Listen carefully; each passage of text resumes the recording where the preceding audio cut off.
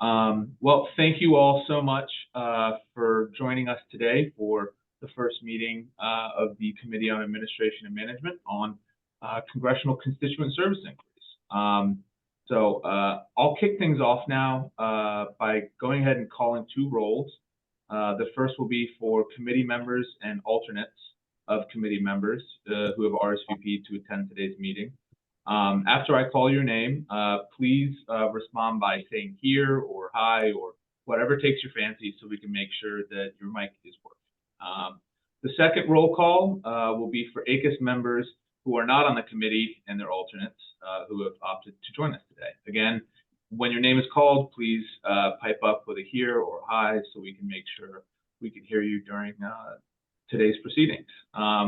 So with that very brief introduction, I'll go ahead and dive into a roll call of Administration and Management Committee members. We'll start with our illustrious chair, Eloise Paskoff. Here. Thank you so much.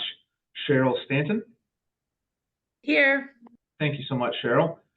Bridget Dooling, I believe she said she might be running a little bit late, but we're expecting her at some point this afternoon. Bridget, are you with us so far? Okay, she'll join us in a minute. Who else do we have? John Kamensky, are you with us today? Alrighty, might be running late as well. Amy Bunk. I see. Yep. Amy. Hi, Amy. How are you? Thanks so much for joining us today. Sorry, I was a little late. No, you're absolutely fine.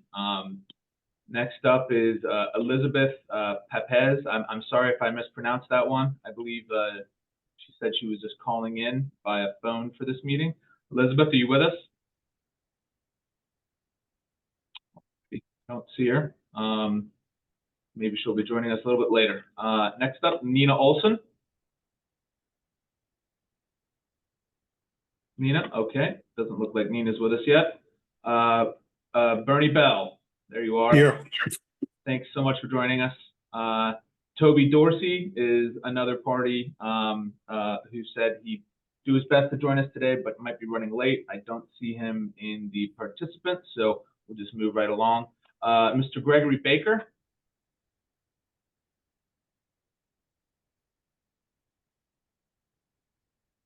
Greg, is your mic working today? Sorry, I was double muted. Yes, I'm here and present. Thank you. Fantastic. Thanks so much for joining us today, Greg. Nina, I see you just joined us. Fantastic. Thanks for making it. Yep, thank you. Fantastic. So that does it for committee members who have RSVP'd to attend today. I believe there is one non-member of the committee who's also here in attendance. Timothy Mullins from Department of Transportation. Are you here with us today? All right, perhaps he'll be joining us later. And that brings us to the end of roll call. Are there any members on the committee who did not RSVP and whose names I have not called who are with us today? Warren Belmar. Warren, how are you? Thanks for joining us. And I see Matt Weiner as well. Thanks for joining us today, Matt. I'm here. I'm not a member of the committee, though. Okay, gotcha. All right. Tim. And did you? Sorry, go ahead, Eloise. I was just going to point out Jim. Yeah, Jim Tosley. Thanks so much. And it looks like Tim just joined us. Fantastic. So with that, I'll go ahead and kick things off, or excuse me, turn things over to Andy for some opening remarks. Thanks, Conrad. Hi there. Welcome, everyone. And thank you for being here to help work on this recommendation with us. Special thanks to a few people, Sean, of course, for an excellent report, Eloise for her continued service as chair of the A&M committee, and Conrad for the terrific attorney advisor work that he's done. This, as you all know, is an important issue for agencies and Congress, and I hope and expect that we'll be able, with your help, to develop a set of recommendations that agencies can find useful. It's also a subject that's of particular interest to me personally, because I've seen what we call congressional casework from a variety of perspectives. The two big ones, of course. I worked on the Hill and did my share of casework, particularly from a personal office, but not exclusively, from committee offices as well, from both sides of the Hill, House and Senate. In fact, the very first person I worked with as an intern in a personal congressional office was the full-time dedicated caseworker. They used that model in his office, and she had made a whole career of it. You know, she was mid-career and had spent it doing casework, and you know, that's something that does exist.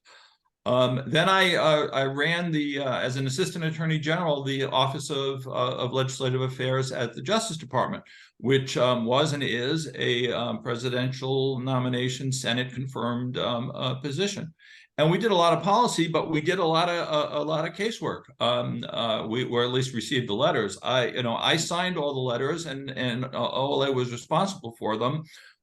So we used that model, but we relied extensively on the substantive component who knew the substance, and then you'd bat it back and forth and negotiate and come up with a letter that I would sign. Attorney General Janet Reno, who was my AG, she famously kept a list of 500-600 things that she grilled senior leadership about, and a number of those items were letters from all sorts of members of Congress that she was following and would ask us about routinely. And I was kind of not sure why for a long time, why she did that, why she was interested in so-and-so junior member from the minority party and in their little hometown issue. But she thought of it in two ways. One, this is an opportunity to make a friend, and we can always use more friends than less. And two, she used it as a meat thermometer into the department.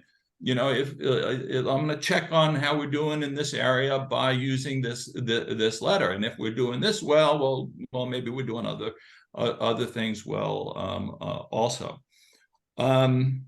And in a department as large as DOJ, we also had little mini OLAs throughout the agency. So the FBI had its own, BOP had its own, INS, which we had at the time, had its own, and they would usually do their own casework. Except one of the things I learned there is that when Louis Freeh from the FBI sent me a letter, then it was trouble. And he thought it was trouble, and he wanted someone else to do it. And then I also worked for the federal judges, and we handled some casework as well from there. And some of the things I've learned is that these things are important to members of Congress and senators, and agencies who minimize that, do so at their peril. One, many members consider helping their constituents, serving their constituents, to be the most important thing they do. And campaigns sometimes, are run on the basis of whether so-and-so member was or was not good at customer and constituent service. Not only do some agencies use it as oversight, but of course members, as Sean says in the report, particularly committee members and committee chairmen and ranking members will often use the casework as oversight of the department. And, and let's face it, people have problems, as much as we'd like it not to be true, but people actually have real problems, dealing with agencies, getting benefits and what have you. One thing is that about members is that they don't like to take no for an answer. So the best way to deal with constituent casework requests is to somehow get to yes, and for national security, classified, Justice Department prosecution, sometimes that's hard. But members don't agree that they're not entitled to know what you know. So that can be tricky. Some casework is more equal than others, as the pigs said to each other. And so, unlike Janet Reno, most people, if it's just a junior member who's not on the committee or not on appropriations, let's not worry about that so much. That happens. But if a letter comes from the chairman of your authorizing committee or the ranking member or the subcommittees or from appropriations, then those letters, become more equal and are taken more seriously. And that's understandable. Oftentimes, a lot of the backlog of letters get attention the day before or the week before your principal is about to go testify in front of the Authorizing or Appropriations Committee. And one of the things we did routinely was scrub every member and scrub the mail to get answers to casework questions before she had to appear in front of members. And they do, as anyone who's watched a hearing or two knows, they do raise them. They're not shy about, saying, I wrote you this letter about so-and-so company and you haven't answered. You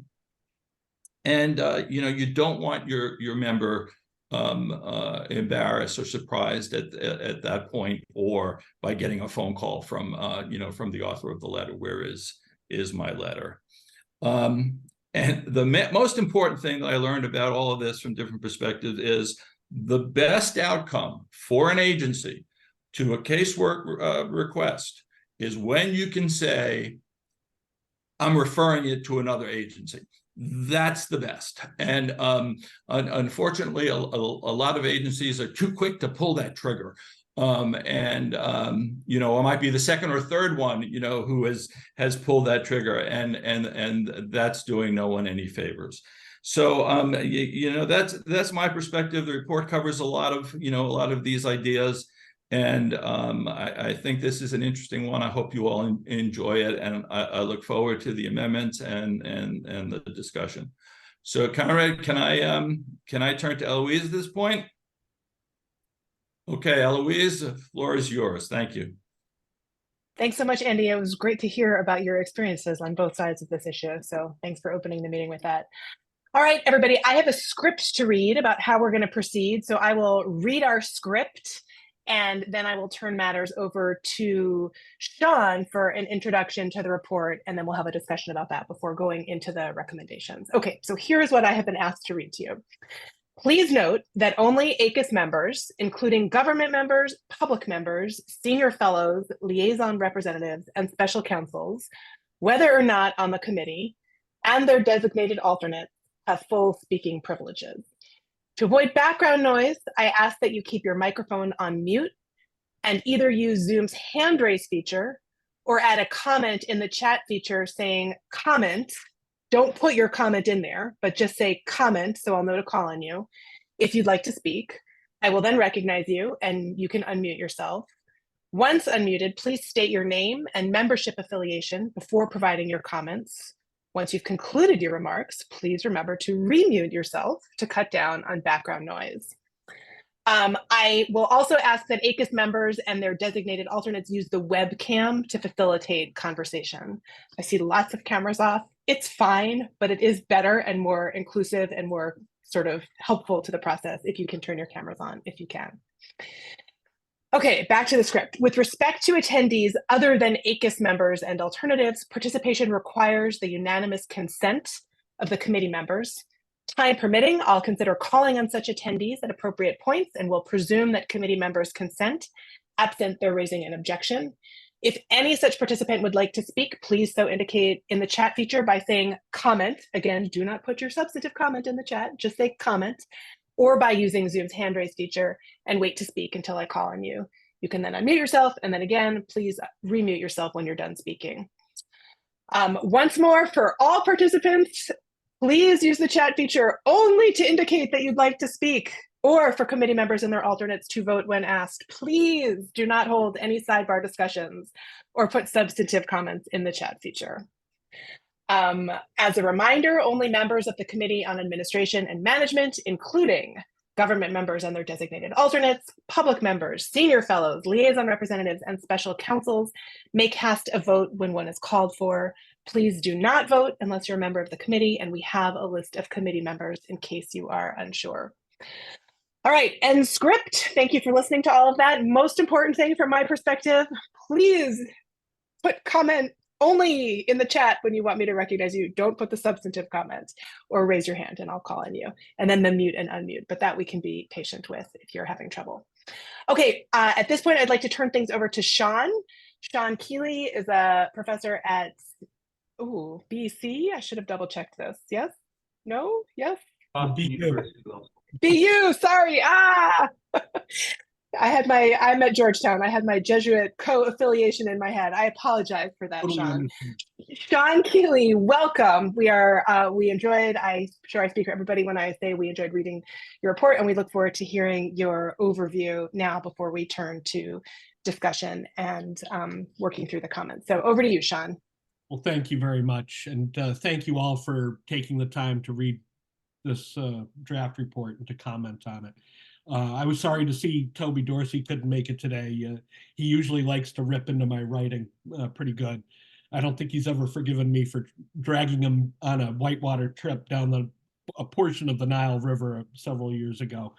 But this has been a very interesting project to work on, and it was one that became more and more interesting as time went on.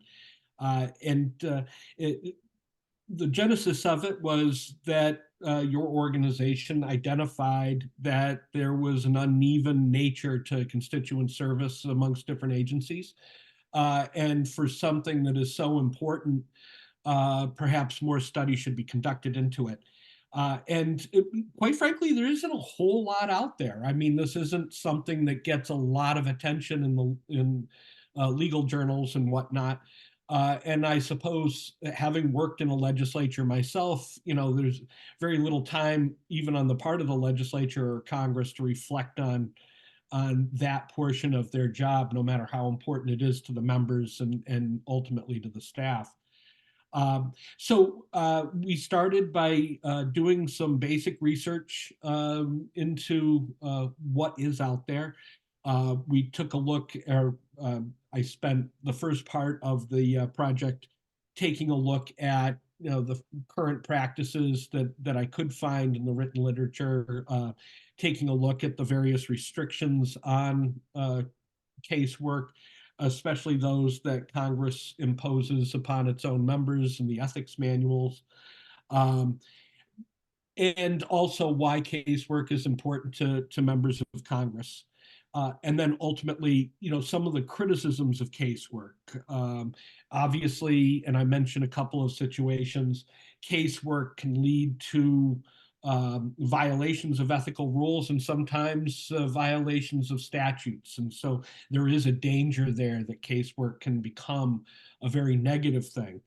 But on the other hand, I think, overall, members of Congress see this as a very important part of their job. And it's very hard to determine exactly why each member is doing it. And as Andy pointed out, people will have different reasons for emphasizing it, sometimes political, but also as a method of oversight, also as a fundamental belief that they're there to help their constituents in the face of a ever-growing bureaucracy that may or may not be terribly responsive to their needs. And so much of their interest in casework may be wrapped up in the very fundamental right to petition that all citizens have in the Constitution. So the way we started was to get a sense of how constituent service personnel in Congress looked at casework and how their relationship was with the agencies that they dealt with the most often. So I targeted for interviews personnel at the congressional offices where the member had been nominated or won a recognition in recent years for the quality of their constituent service work. Many offices were very generous with their time. I was a little concerned that it would be, I would get very different responses from, depending on party, given the partisan nature and the polarized nature of Washington these days. And I'm happy to report I didn't really find that. I think the nature of casework tends to be, politically neutral to some extent, maybe more so than other aspects of Congress these days. And they were very helpful in going over some of their frustrations, but also praise for agency responses to their casework concerns. They were very frank, identifying some agencies that were very difficult to work with. They were also quick to point out agencies that were very helpful. And they were also, and this was a great thing to hear and to find out, was talking about some of the agencies that had really improved over the last several years in their mind and were much more responsive now than they had been in the recent past. So with that, Conrad and I discussed a strategy for talking to the agencies, and we spent the winter basically interviewing. I believe we had 7 interviews altogether, Conrad. We targeted the agencies that had been most mentioned in my congressional survey. It shouldn't come as a surprise to anyone which agencies were the target of our interest: the IRS, State Department, UCIS, the Post Office, Department of Education. I may be missing. We talked to Department of Homeland Security as well. And again, very generous with their time, very helpful, very interesting to get insights from each of the different agencies and to hear what their particular challenges were. It was also very clear from the agency interviews that our initial reasons for doing this report were borne out, that the differences in their procedures were very different. The quality sometimes of their responses, especially, or the quickness of their responses varied greatly, and helped us put together the ultimate recommendations for perhaps an improvement in constituent service work by the agencies. We talked about general concerns. We spent quite a bit of time on systems and operating standard operating procedures. And I would note that that was a little frustrating because many of the agencies weren't willing to share their standard operating procedures. The 2 that I highlight in the report are from the Post Office and from the IRS, both of which are publicly available and were easily obtained. But we also looked at metrics for success. We talked extensively about how they're training their own staff, but also how they train constituent service people on Capitol Hill. And then we talked about communication strategies, what methods of communication were most common, how that could be improved. And finally, we targeted technology. And 2 pieces in particular, the request tracking systems that many agencies are now using, and also portals, which now are being used by USCIS. And they've gone through some growing pains, but I think I would not be surprised to see many agencies, if they get the funding to do it, moving to more of a portal system to make things more efficient and effective. So from all of that information, I put together some proposed best practices. I drafted up an outline for potential standard operating procedures that an agency might be able to adopt, or perhaps it will trigger some ideas for amending their current standard operating procedures.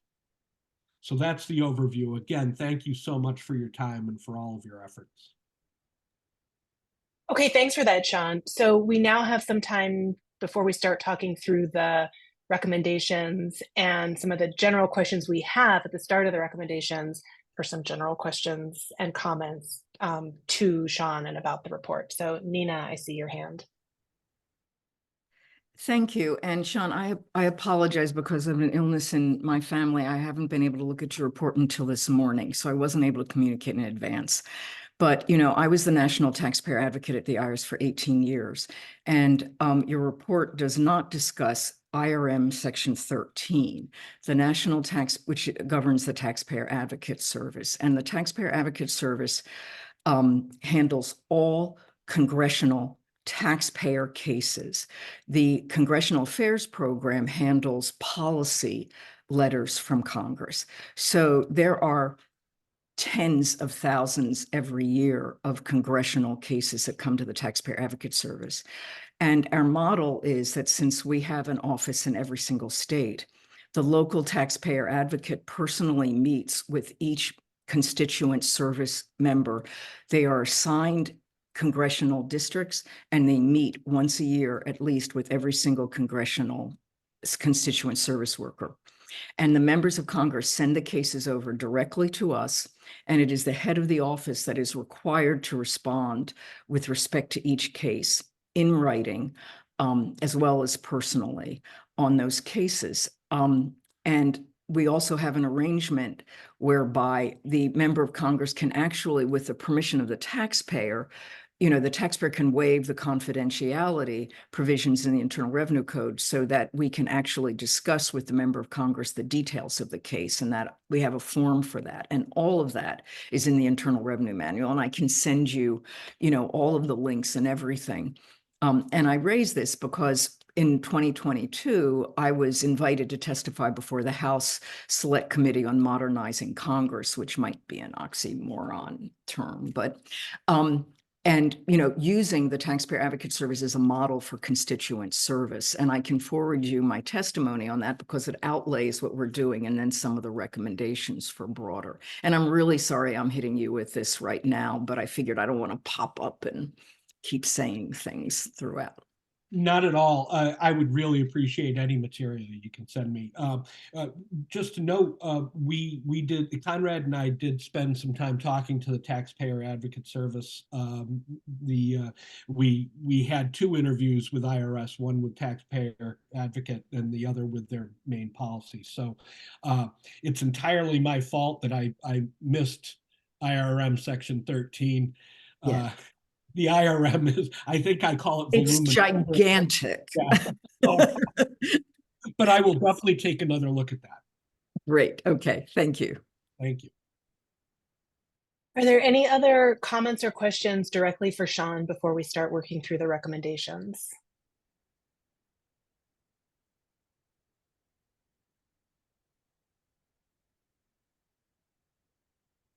Okay, it looks not. So I think at this point then, Conrad, it's appropriate to ask you to put up on the screen the recommendations, and I'll ask you to, I think we should go down to the recommendation section. We'll circle back to the preamble after we finish working through the recommendations. And I want to just tell everybody that this is Conrad's first time redlining on the fly. So I have promised him that we will be patient and appreciative for his careful work. So we're with you, Conrad. We have. I was just going to say, if you've made a comment and you've seen that I have botched the transposition of it, do not hesitate to shout at me and let me know that I have not accurately captured the nature of it. So. Great. So by my count, we have kind of 4 preliminary things to talk about. The 2 preliminary questions that Conrad gave us, and the 3rd one added by Bernie, and then I think there's one from John Kaminsky right at the top as well. But maybe let's start with the 2 from Conrad and then Bernie's related one. So And I don't know that we need to resolve these, and we definitely don't need to wordsmith them, but I want to talk about them first because we may need, if we decide yes, we may need to put a placeholder in some subsequent recommendation where we're going to grapple with it substantively. So that's why I'm raising these preliminary questions now. So the first preliminary question from Conrad, question 1 is, should the recommendation address communications and interactions between agency casework officials and program or adjudicatory officials? So I would love to hear some views on this.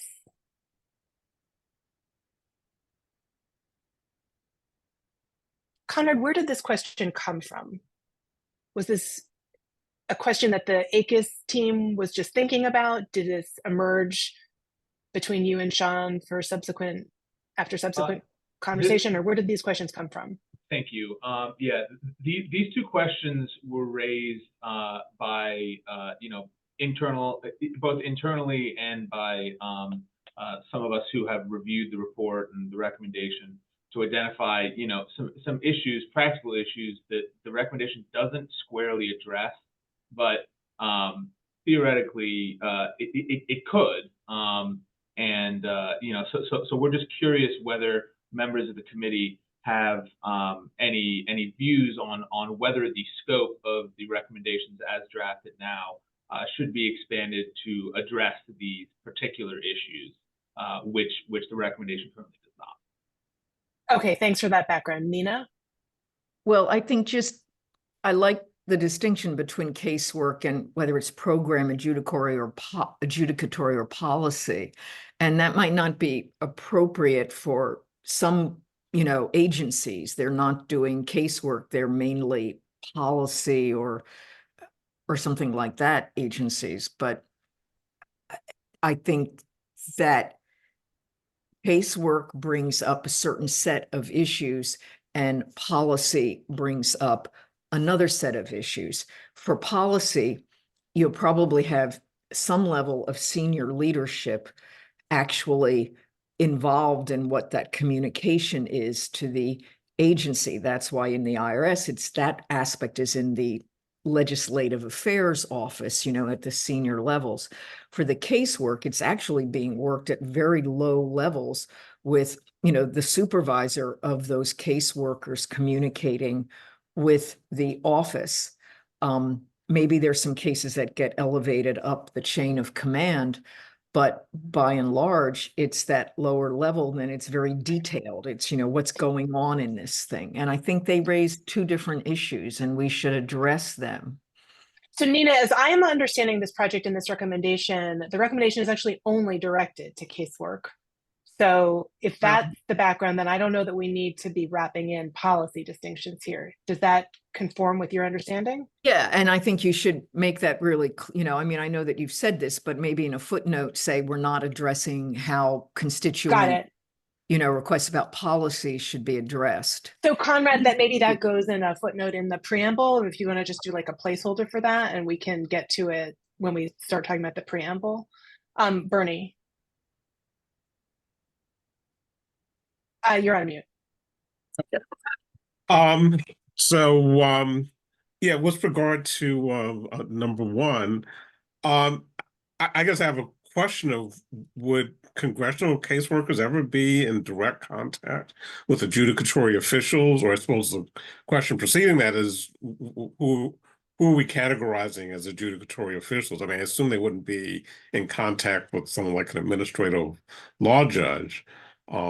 So the way I understood I had the same question, I confess, and I read this a whole bunch of times, and the way I am understanding this is that it's not about congressional interactions with adjudicatory officials, but about congressional, after we have gotten to the stage where Congress has already talked to the agency, are we proposing recommendations about how agencies do their internal communications?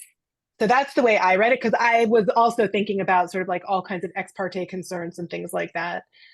So I don't know if that I'm seeing some nods. So I think from Conrad, you're nodding as that's what is intended by the question. Bernie, does that resolve your concern?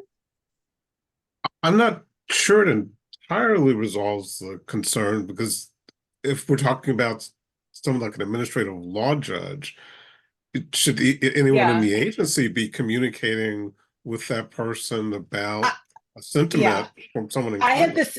the same, I mean, I'm teaching administrative law this semester. We have just talked a lot about ex parte rules. So the way I also was thinking about this, and I'm curious, Cheryl, I'll call on you in a second. Jeremy, I see your hand too. Conrad, can you go down a little bit to 1C, I think it is, where adopting standard operating procedures. And again, we're not wordsmithing yet. These are just general discussions. So I think we're just talking about placeholders for circling back to all of these things. But I wondered whether 1C is a place for dealing with intra-agency communication that we can flag certain things like that, like consistent with agency ex parte rules or something like that. So that was my question as to maybe how to resolve it. But maybe I'll call in, was it Cheryl? I think your hand just disappeared. Is that what you were going to say, perhaps? So I thought that's what I was going to say, and then you went in a slightly different direction. And I apologize. But I think what you said makes sense. I agree with your proposal. I do think, and I know it's probably, maybe I don't want to scope creep, but I do think there is something to this idea of talking through a little bit or making some recommendations on casework officials and more senior officials within that, which is what I'm viewing as the program officials, but maybe I'm misunderstanding and what I'm getting at inartfully is this idea that sometimes as an agency head, I found that the constituent services letters, to the point that was made about Attorney General Reno, was a flag to me that I had a unit not adjudicating or case working right. And so while on the one hand, I tried to balance as a political appointee, not getting in the middle of casework and appearing to politicize the casework, on the other hand, as the operations lead, if I saw some things in casework, constituent letters, either repeatedly or one that seemed egregious to me, that was sometimes a red flag to me that I needed to learn more about what was going on with that casework process, not necessarily that case per se, but the process to make sure. And so I guess I do like this idea of addressing, that, and maybe it's within this section, but that one of the opportunities for this is making sure that the senior officials within an agency, the program officials and maybe that's not the term they meant in that question, does have a line of sight as to what the constituent requests are and how they're being answered. Maybe I'm premature in that. That's super helpful. And there, I wonder if Bernie's suggestion to add on page 6 in the version that we got circulated ahead of time, recommendation 13, is that there? Yeah. I wonder if this is that. It doesn't fully call out politicals, but it does here suggest this systemic back and forth as being broader for things to pay attention to. So I'm sorry, am I allowed to do that, or did I have to raise it? Yeah, of course, go ahead. Yeah. Sorry. I think this gets to the outcome of that review, but what I don't see in here is what was in question number 1 of laying out the process to get Got to it. Okay. So then it really is, so it's like, I like it. So it's sort of like a 2-tiered thing. So when we're talking about the SOPs at the top, maybe there could be something about internal personnel. Okay, so can we do a placeholder for that, Conrad, and we'll wordsmith it when we're working through what else. I don't think it's, this is still in the SOP. Okay, great. Okay. Just to clarify, that is where we want the placeholder, somewhere in the SOP, something to the effect that agency staff should actively consider lessons learned in application of the SOPs. I just want to make sure I'm following along. I think what you want is a process I think what they're saying is a process to elevate what, those issues are. This portion is about process, right? So we want to create a procedure whereby issues elevated, issues submitted by congressional offices are elevated in a systematic manner to, senior officials to identify systemic issues. Yeah, whether it's a log of the, so I agree with Nina, like, I mean, we would have logs and then the senior officials would review the logs. And if they felt like they saw a repeat or something caught their eye, then they'd pull the underlying and dig deeper. So it's the process of how it gets elevated to, but consistently and not, and again, you know, I'm very conscious of the, not to get a particular outcome in a particular case, but either repeats or something seemed wrong with the rationale of why they did something. Great. Okay. So somehow process of elevating systemic stuff. Conrad, you got that? It looks like you've got that. So we'll circle back to that again when we're dealing with this in more detail. Jeremy. Yeah, I would just note that not all communications would raise ex parte concerns, and frankly, a lot of constituent requests deal with what is the status of my case? Have you received this document? Those sorts of things, in which you would need to have some interaction between a caseworker who's not embedded in adjudicative office and the adjudicative component themselves. I mean, I think with modern electronic case management, there are ways you can just provide caseworkers direct access to that information. But at least that sort of information exchange was contemplated by this comment. Comment 1. Yes.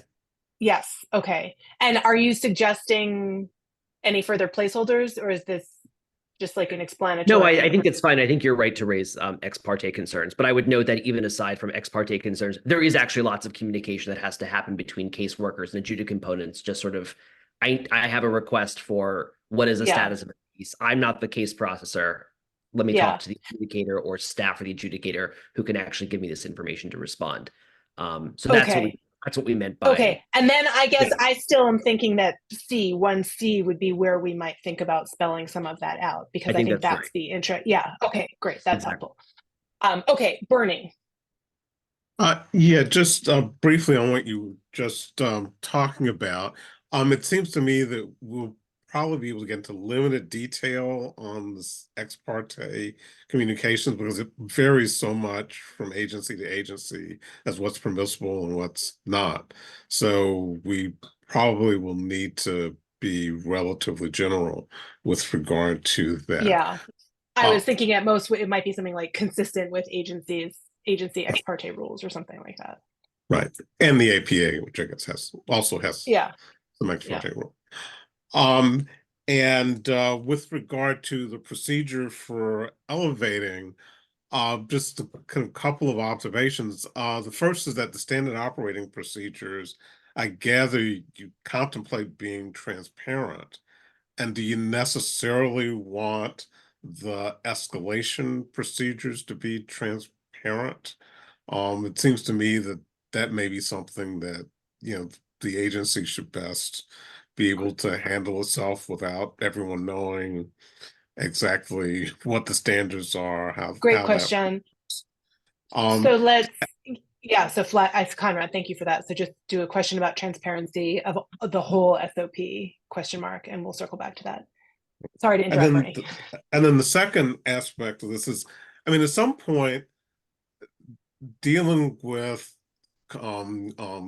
constituent inquiries from members of Congress are just a matter of self-interest to the agency. So I would assume that many agency heads would be sensitive to just the very sort of thing that Cheryl Stanton and Nina were talking about, the potential for learning something about the agency from these constituent requests.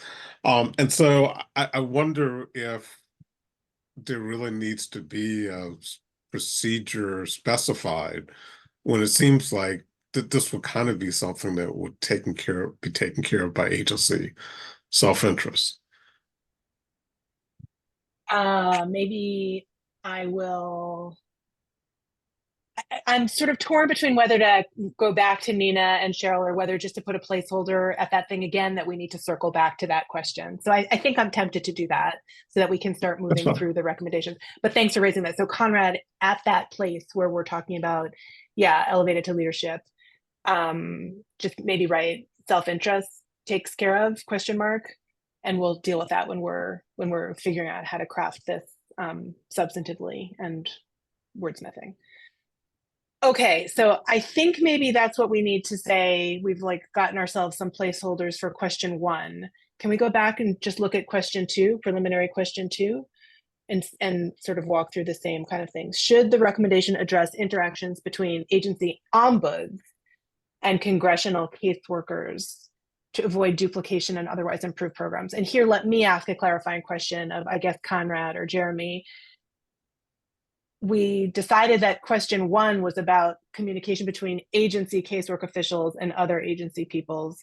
Is this one actually about Congress and ombuds in addition to Congress and caseworkers?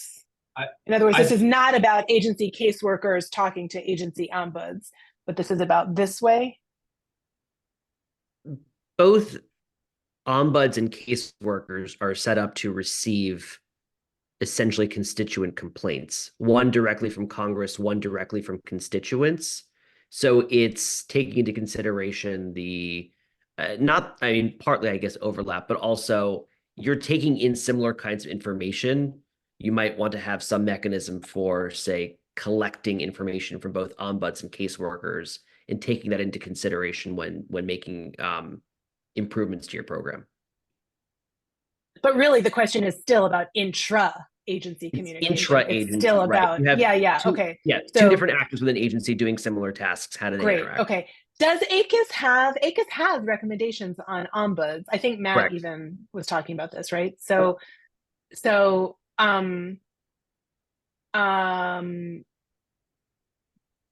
to think about this? I think this also then goes into the SOP thing, like around. So we're going to circle back to this shortly, but I think it probably goes in this process for how agencies deal internally with different parts of their staff. That's my instinct, is that we just sort of say yes and then flag it for when we are actually talking through this procedure. But if other people, I see Nina, I'll call on Nina, but if other people want to get on the queue to sort of say something else about that, like it goes in a different place or we must resolve it now, please let us know. Okay, Nina. So I think, many ombuds, they can't themselves make the decisions in cases. They're reaching out, whether they're inside the agency or they're outside the agency, they're reaching out to the agency saying, we've received a complaint. And so I think the agency needs a mechanism to be able to marry up that they've got an ombuds complaint as well as a congressional complaint. And I think I put that on the agency side because they'd be the one receiving the congressional complaint. Now, again, in the Taxpayer Advocate Service, we would receive direct complaints from taxpayers as well as congressional complaints. And we had a system where we would, if we had a taxpayer case and then the taxpayer also, they're smattering everywhere. They're on direct dial to everybody. So they're reaching out to us, they're reaching out to congressional office, they're reaching out to the president, they're reaching out to the secretary. And we had a mechanism, a method of, if we had an open taxpayer case, of also noting that it is a congressional inquiry or a congressional case, so that internally we knew that we were working both.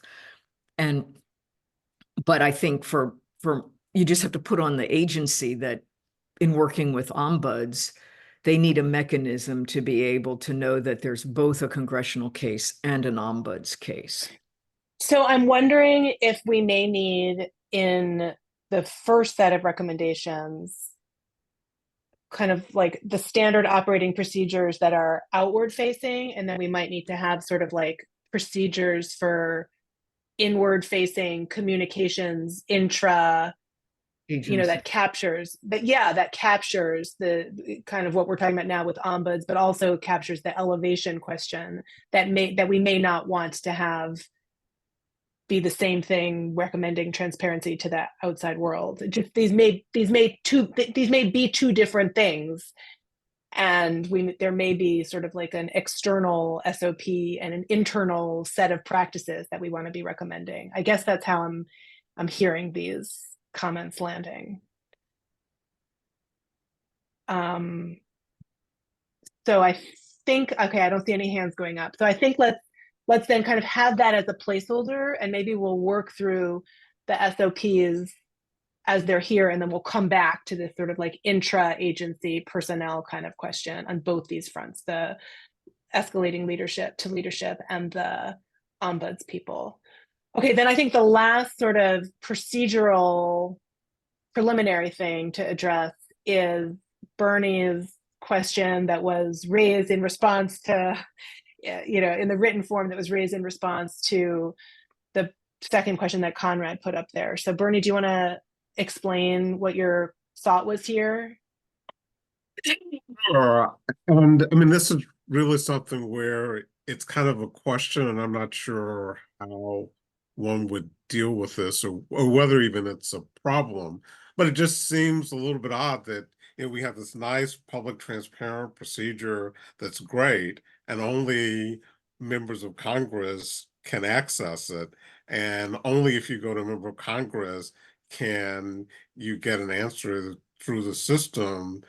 And there are other means that you should be able to get an answer from, such like ombuds or just proceeding by yourself as a reasonably savvy citizen. But somehow those procedures are completely different and less favorable. So I mean, I can understand that this is a political process, so it would be hard to not have a separate process for members of Congress, but one would think that at least some of those elements should be a part of a procedure that's accessible to people who decide to go to the ombudsman or decide to either have a personal representative of themselves try to get an answer or an explanation from the agency. And it also occurs to me that there may be letters coming in from elected state and local officials. And that is the question of whether that's considered to be similar to congressional constituent service requests, or that's kind of treated completely differently. So that's the kind of set of questions that. So that's sort of like a macro, how does this fit in? How does this set of recommendations fit into these other processes question? Nina, I feel like you've been talking a little bit about stuff like this with respect to your experience as the taxpayer advocate. And I don't know if you have stepped away because I see your camera went off, but if you're there, do you want to respond? Or give us some thoughts about whether and how to incorporate some version of what Bernie's raising? Well, I just think maybe whether it's in the introduction where you talk about different ways that people raise, that issues can be raised, and maybe acknowledge that ombuds function is one way. But there are also, just to Bernie's point, just directly trying to resolve things, et cetera, yourselves, or writing letters from 42 governors or something like that. Maybe the broader thing is the congressional affairs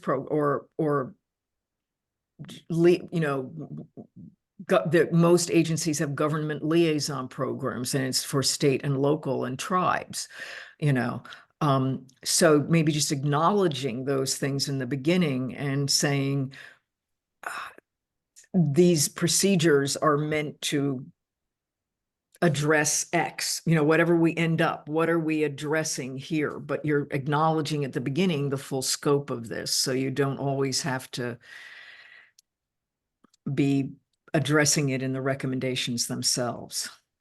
So this is more preamble work then to kind of set the scope of what this particular recommendation is directed to. Bernie, would you be comfortable with that? Sorry, to get time to unmute. Yeah.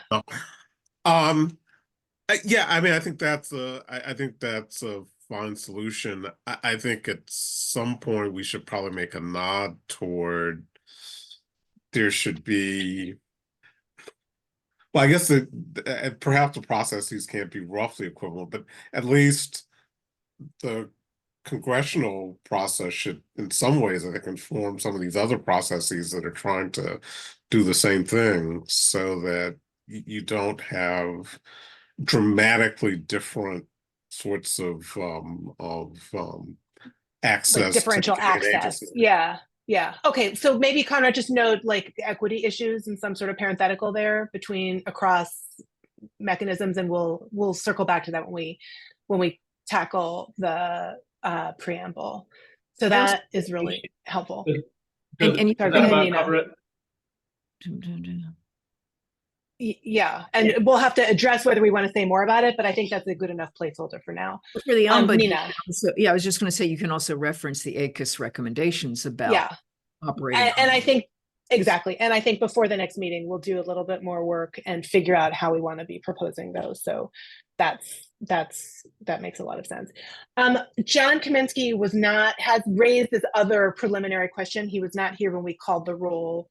Do we know if he's here now? I guess I can quickly just see. I believe John's joined. Oh yeah, it looked like he joined. So I see John. I see John's name. John Kaminsky, are you here? And if you are, could you raise your hand so that we can get you recognized and you can introduce your overall comments?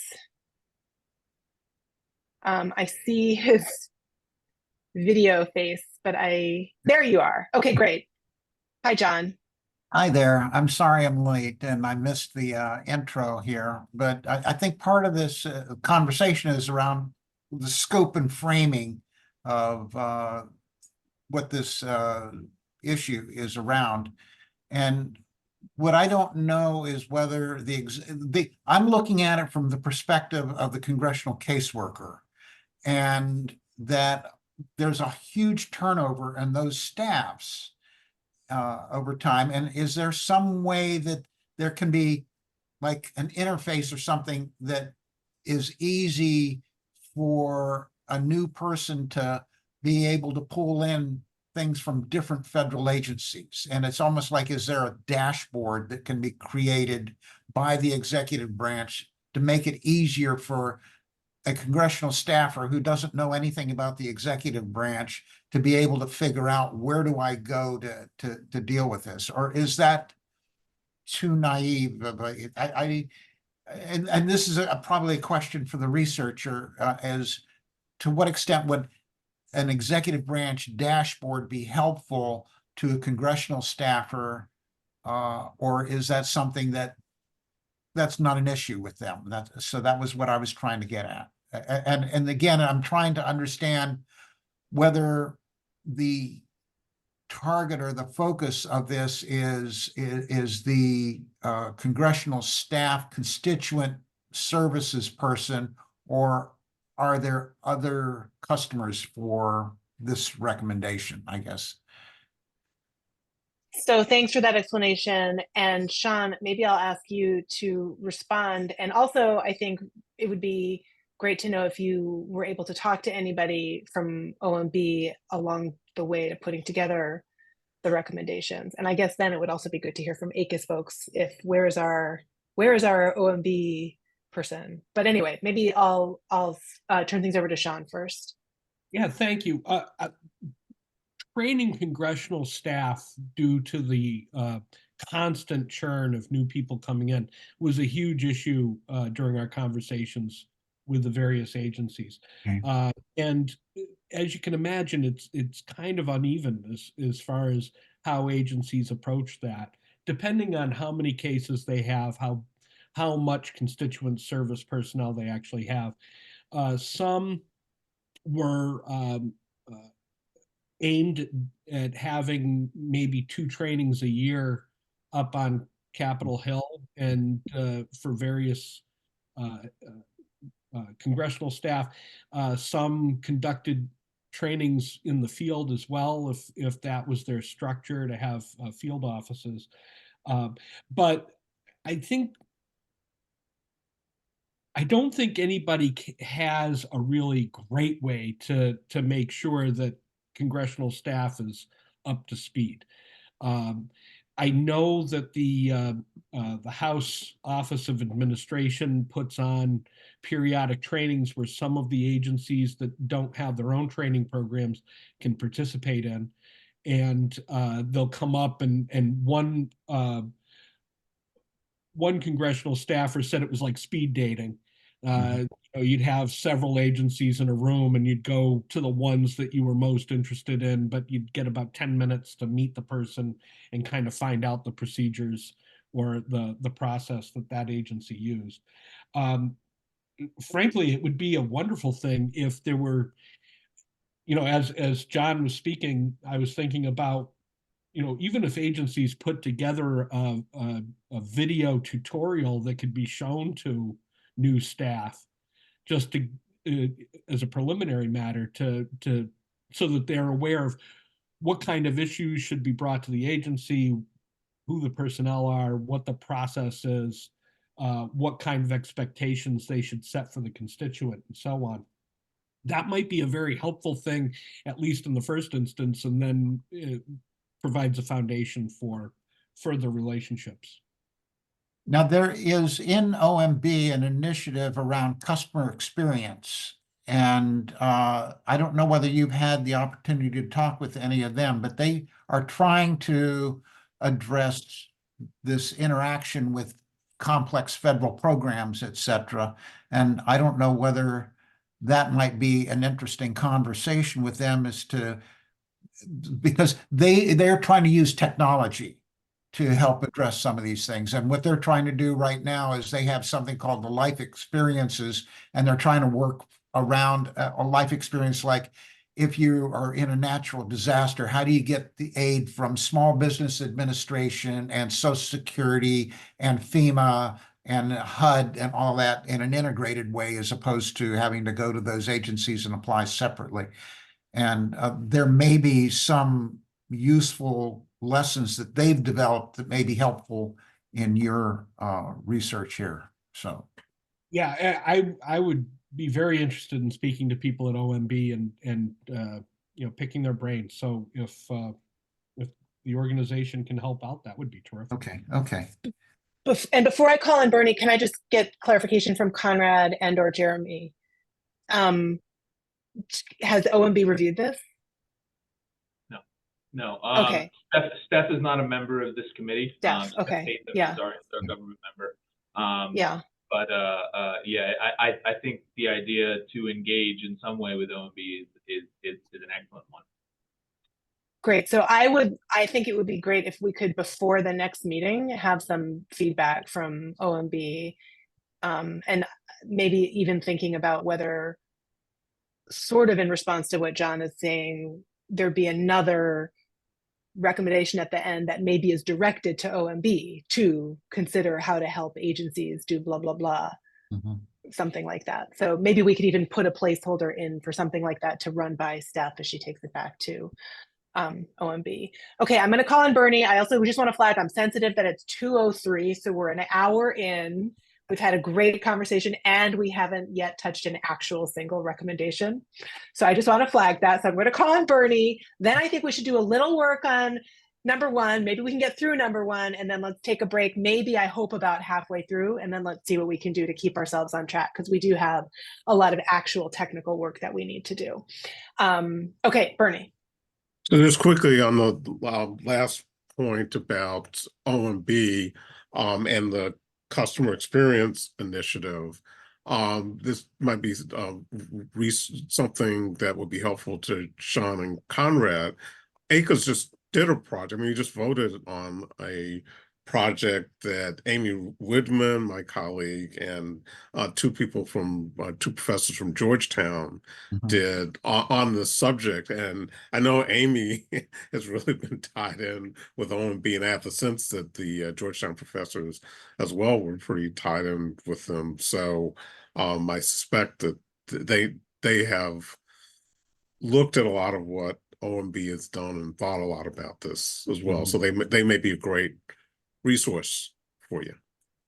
Great. So maybe Sean maybe Conrad and or Jeremy, we can sort of talk separately about how to get Sean connected in some of these ways. Thanks for that. Yes, this very committee worked on that recommendation last fall. So, okay, so I would now like to, I think we have a bunch of placeholders for what we want to be thinking about adding and places where we need to think a little bit more, but I think we should start with number one.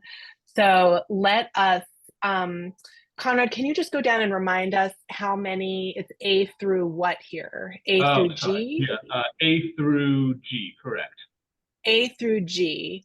Okay, so let's take a minute and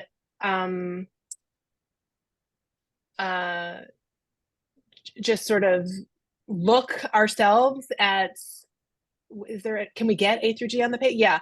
So can everybody just take a minute? Let's just take a beat and read 1A through G to ourselves, and then we'll start working through line by line.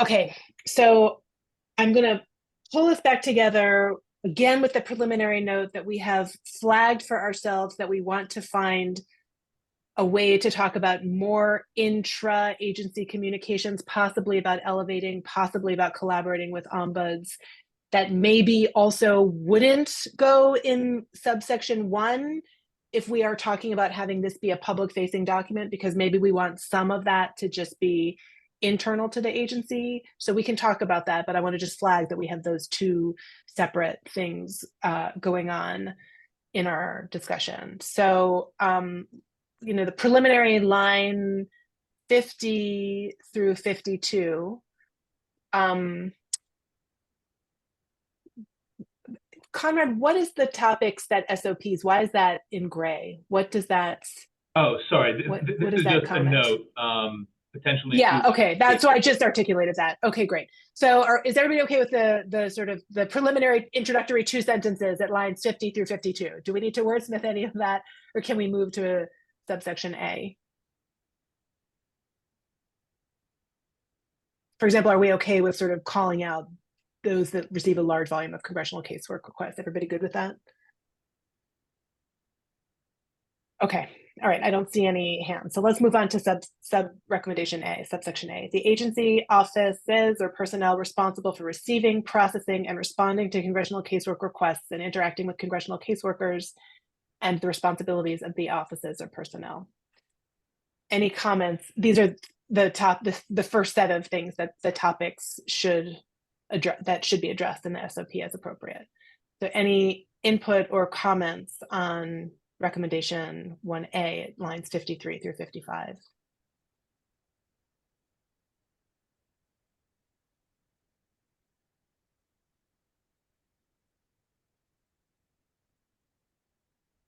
Okay, how about B?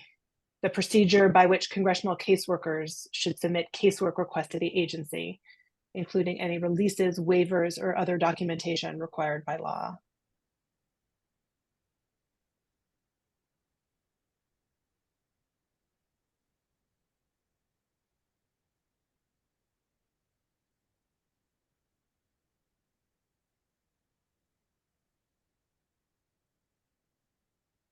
Okay, so let's talk about C, and maybe we should, Cheryl, I'll go to Cheryl first. Are you here for B or C? Sorry, for C as in cat.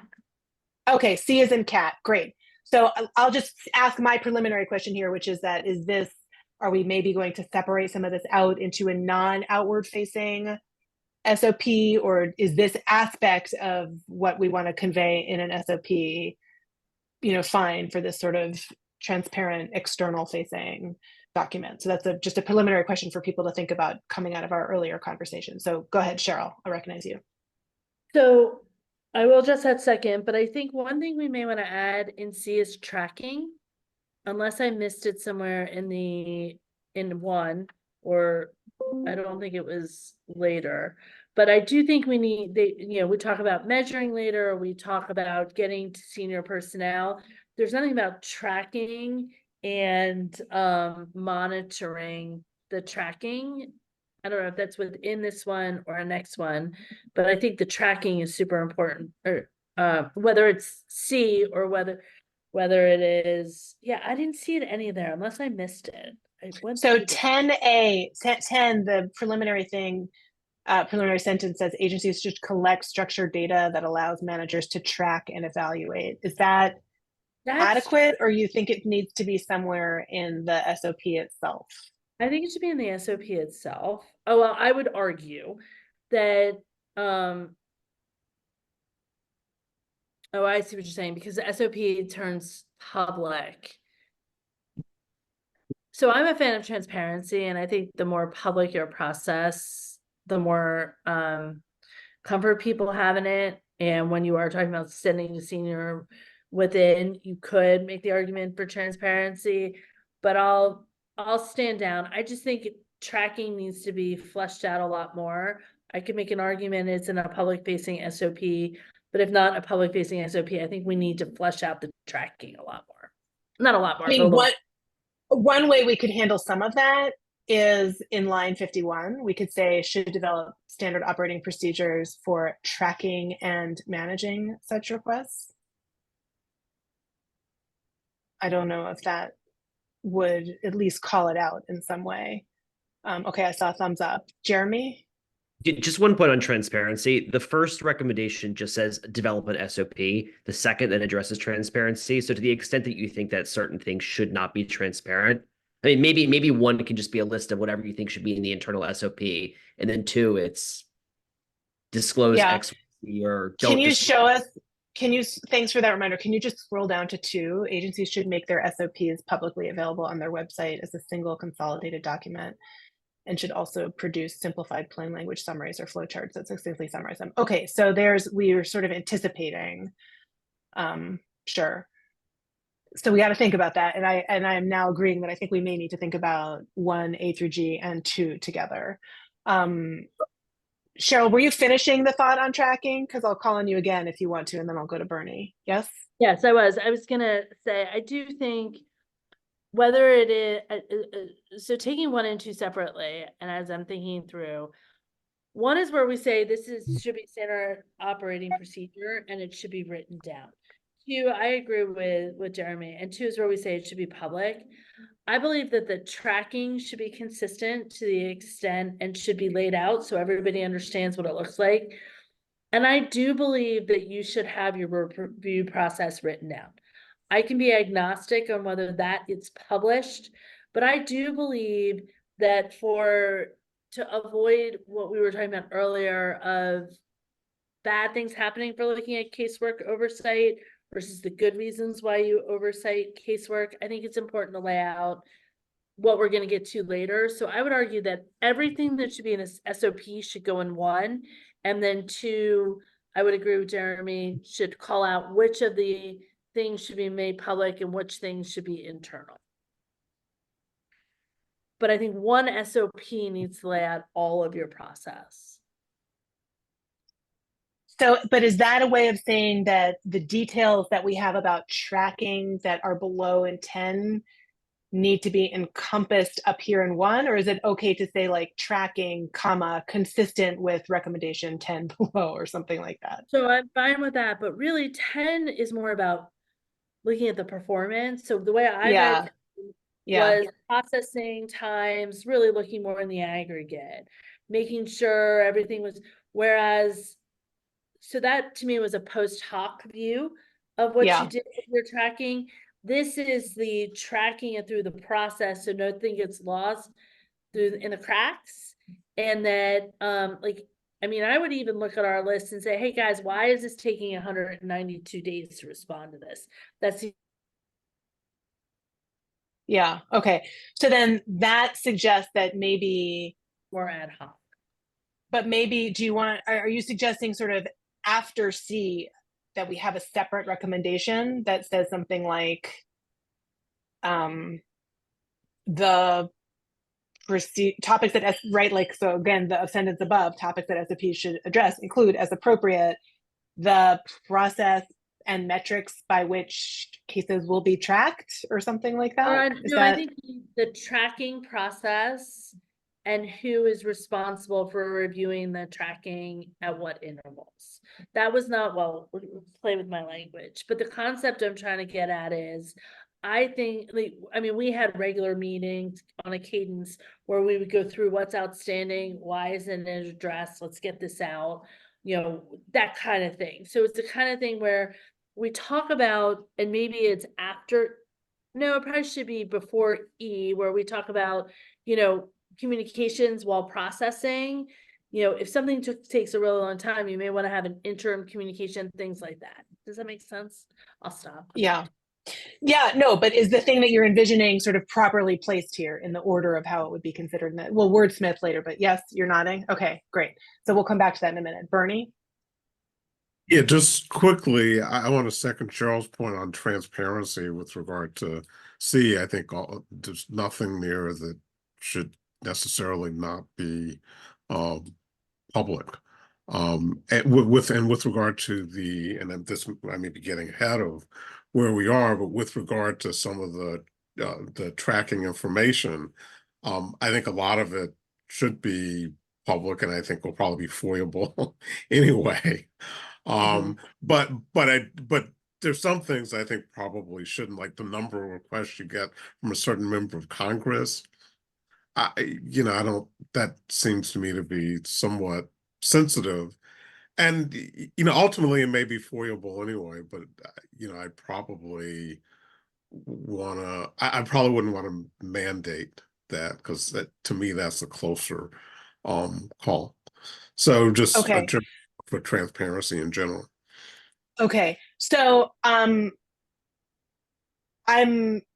noticing lots of rich discussion that is not reflected in actual language that we are getting on the page. And so I just want to kind of thank everybody for the rich discussion and just make sure that we're translating that into words that we can get through, because it's, we've got to actually leave today having completed some subset of these recommendations. And so I think, if I'm understanding both Cheryl and Bernie properly, that the placeholder we just put for new D is sort of substantively aiming in the right direction and probably located in the vaguely right place in this list, and we'll come back and wordsmith it soon. And I also hear, I think, from both of them that we're okay with some sort of disaggregated nature of transparency, which we'll get to in 2. So that's my summary of where we are. I'm going to recognize Amy Bunk from the chat, who has a comment related to 1A as well as 2. But I also just want to reiterate that we have to be wordsmithing and kind of like getting language that's reflecting the conversation that we're having. So Amy, let me recognize you. Thanks. Amy Bunk, senior fellow. The part about offices in A, agency offices or personnel. So having been a federal employee now for a very long time, I've seen a number of SOPs that actually name staff. Like, oh, you send that request to Amy.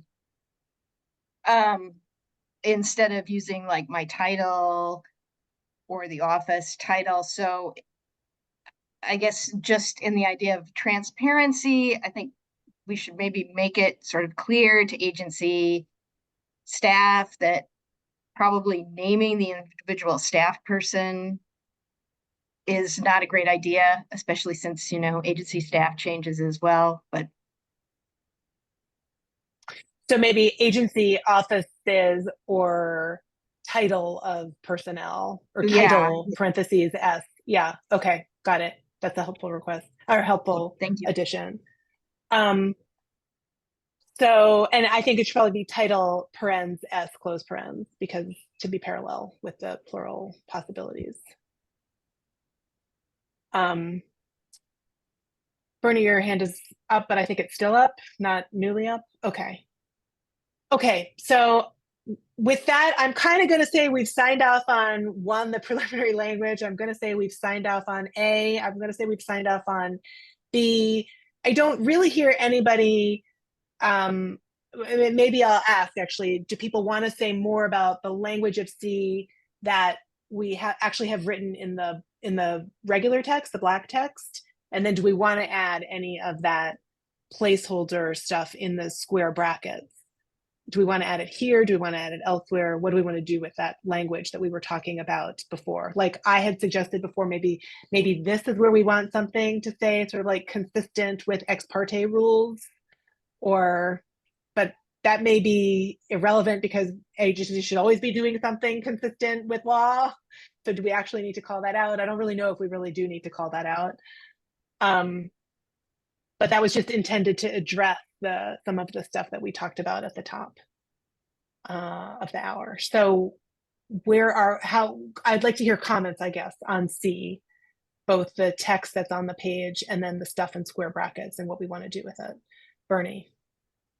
Yeah, I think consistent with ex parte rules is a good idea. Just to remind members of Congress that there are limitations, as well as the general public. That there's just certain communications you can't have to respect adjudicatory processes.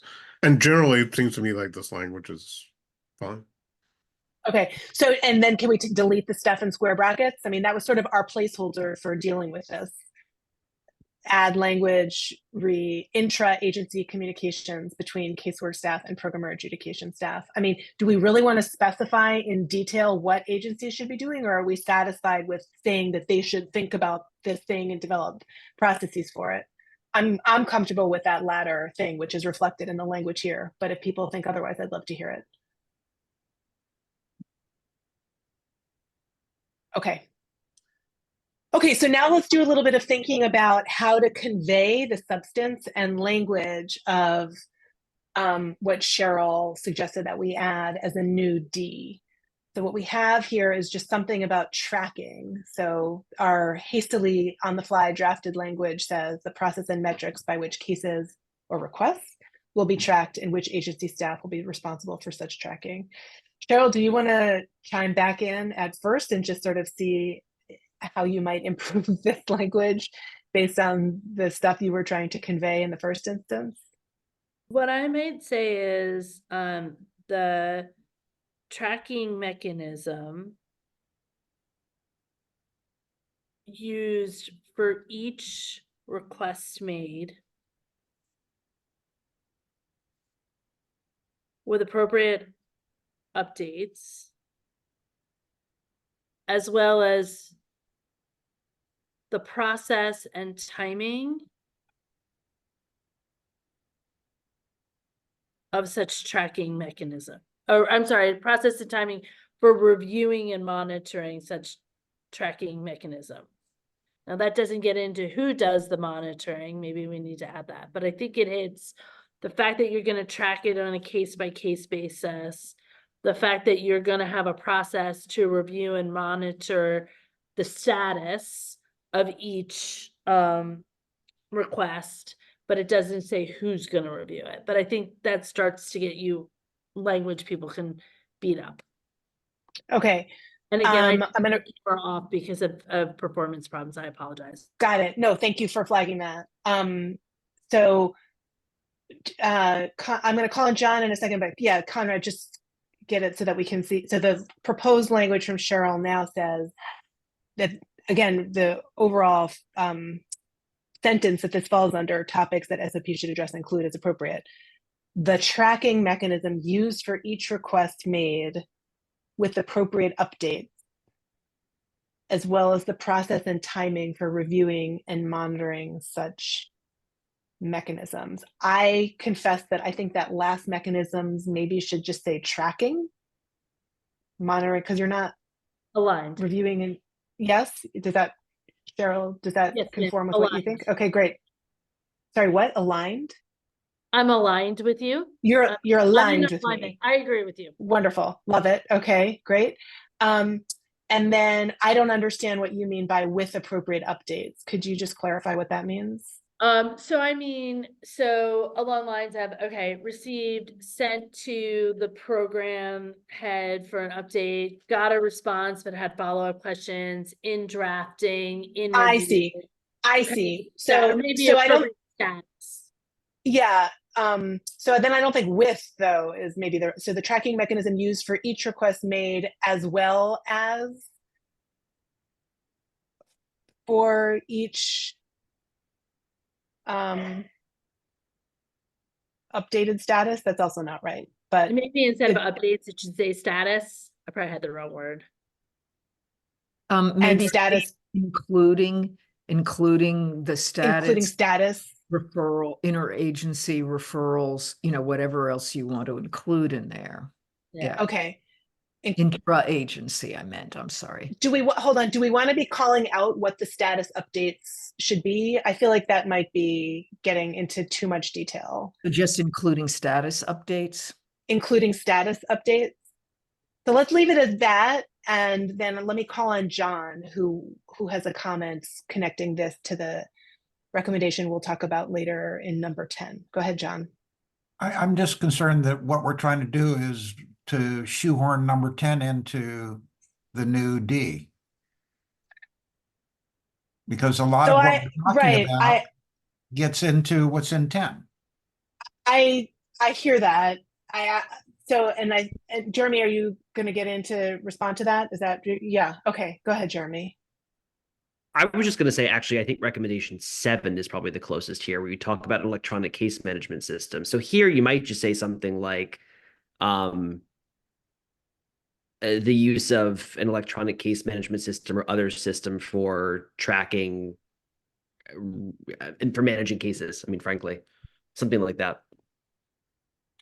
I mean, they're not always electronic, but that's the idea. And I'll note that under new G, we have a parenthetical that says C, and then whatever the recommendation is below, see paragraphs 10 through 12. I kind of wonder if this is where we overview everything we want in the SOP, and then we give more detail below. Okay. And so, but I do think it would help if it would help the concern that John has raised, and that was my initial query as well, about what are we doing if we already have 10, if we are being really specific or being really explicit rather about how we're calling out the connection between what we're recommending as the overview for the SOP in 1 and where we get into more detail later. So I wonder if this one, if now D,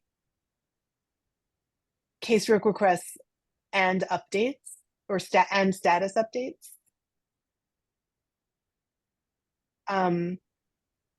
And then, but whatever it is at the end, that there should be a parenthetical that says the paragraphs and then whatever the relevant paragraphs are. I haven't actually looked ahead since we've been on this call to number 7, but it may be that it's number 7. It may be that it's number 10. It may be both, see paragraphs 7 and 10.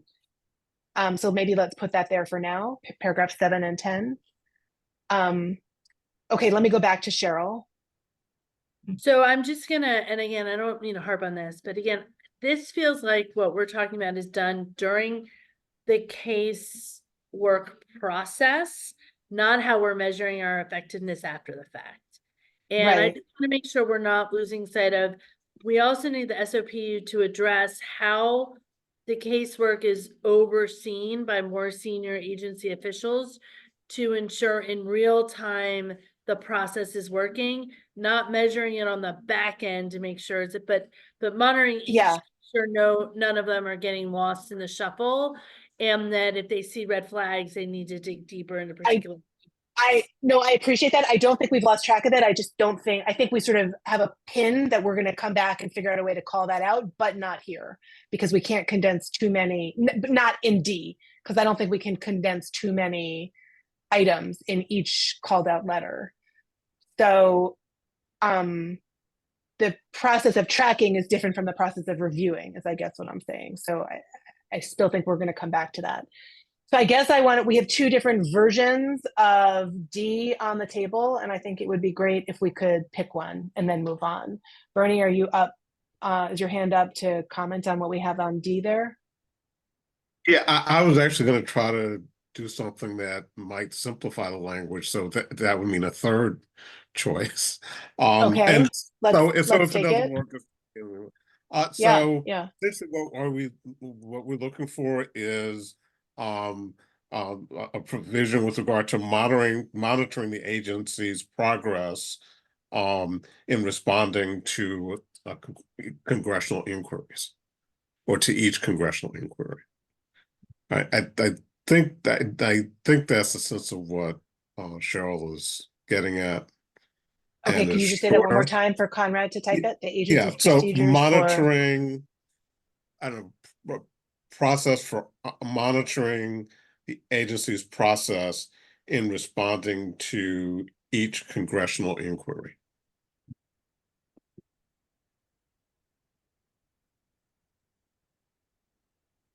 okay, Cheryl, maybe I'll ask you to respond to these three options on the table. Again, thinking like we're not specifying literally what everybody has to do, but just what do we want to be generally in the SOP? Yeah, I kind of like the idea of the first sentence being D. So the use of case, I think that is better. I think the third one becoming E, because one is using your case management to track and you're laying that out in your SOPs. Then the second thing you're doing in your SOPs is reviewing your tracking and then going down to the communications to Congress. So I would almost do D as the first sentence, E as the third sentence, and maybe just parking lot, the middle one, to make sure that 7 captures a little of that detail, and then you're not in as much detail. So I guess I threw another option out. Okay, so let's try that out and see how we feel about that. So Conrad, could you hit return, please? Right where you had the gray, yeah. And can you cut and paste between the first or and the second or into a comment on the side as a placeholder for making sure that we actually deal with that when we get down below? Okay. No, sorry, okay. Go ahead, yeah. I was under the impression that Cheryl was proposing that the middle option be tucked within what was previously D. I don't think so.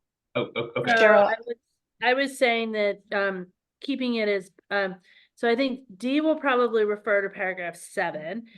E will refer to paragraph 10, and then I think to Eloise's point, you could put the comment on where it says paragraph 7, so that when we get to paragraph 7, we can go back up and compare language. Okay.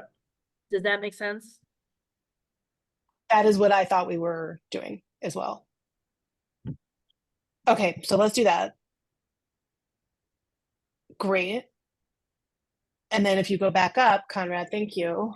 Let's delete those double ors and let's add a parenthetical at the end of D that has paragraph 7. Okay. And then I am not comfortable with using the word managing in D and managing in E, since we are intending them to be different things. So I think somehow we need to separate out very cleanly with non-duplicative language what's going on in D and what's going on in E. And I don't think we're there yet. I think one says managing and one says monitoring. Okay, great. I think there was just some deletion maybe. So maybe it was just like a double unnecessary verb thing. Okay, so people, how are we feeling collectively about D and E now, both on their own, and then thinking about how they're referring below to subsequent stuff we're going to flesh out later, recognizing that we haven't actually fleshed any of that out?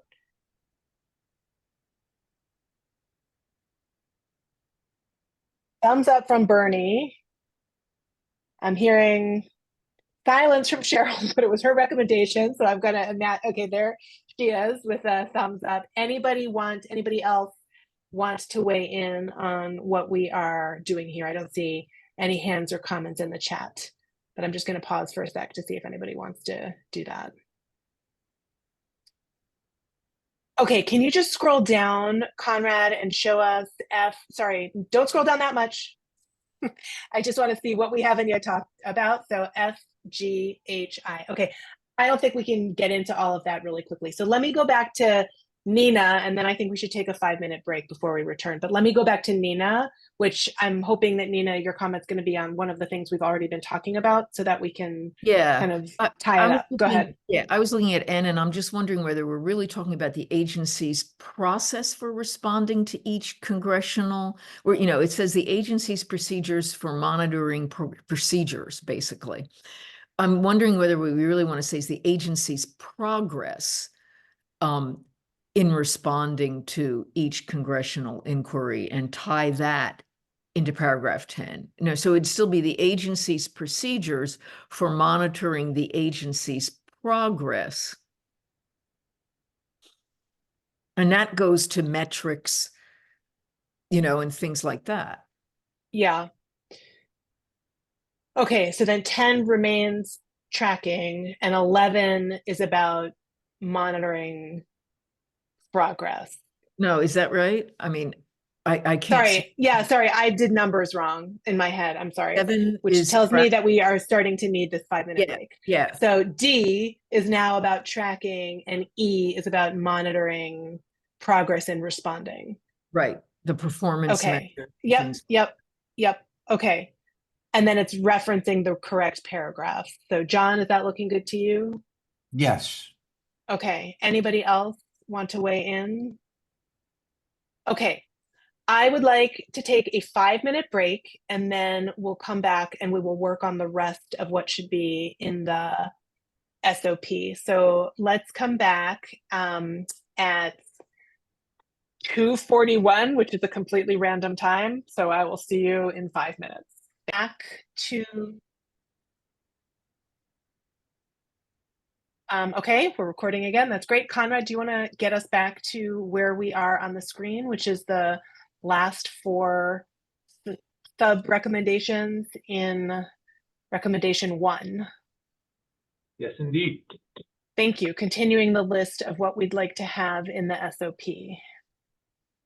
So we're at line 67, which is new F, communications that the agency provides to congressional caseworkers upon receiving a casework request, while processing a request, and in responding to the request, including any legal requirements that restrict the agency's ability to provide information to a congressional caseworker.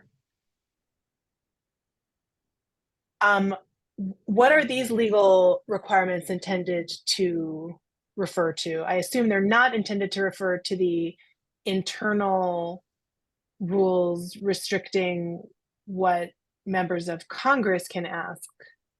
Is that right? And so what are these? These are sort of internal agency. This is not getting at ex parte though, is it? Or what is this getting at?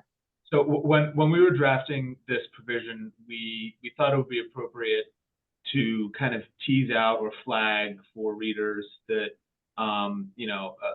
agency procedures should address things like how the agency manages Privacy Act waivers, or the need for a release from HIPAA, or any agency specific regulations that address the kinds of information that can and cannot be shared in furtherance of resolving.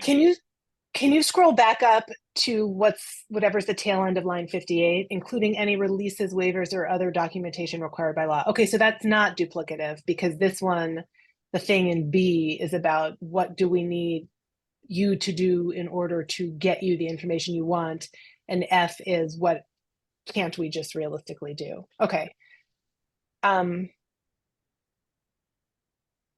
Great, thank you for that clarification. Is everybody satisfied with that? Does anybody think we need to specify further, or is this clear enough? Or are there any, what other comments do people have on F?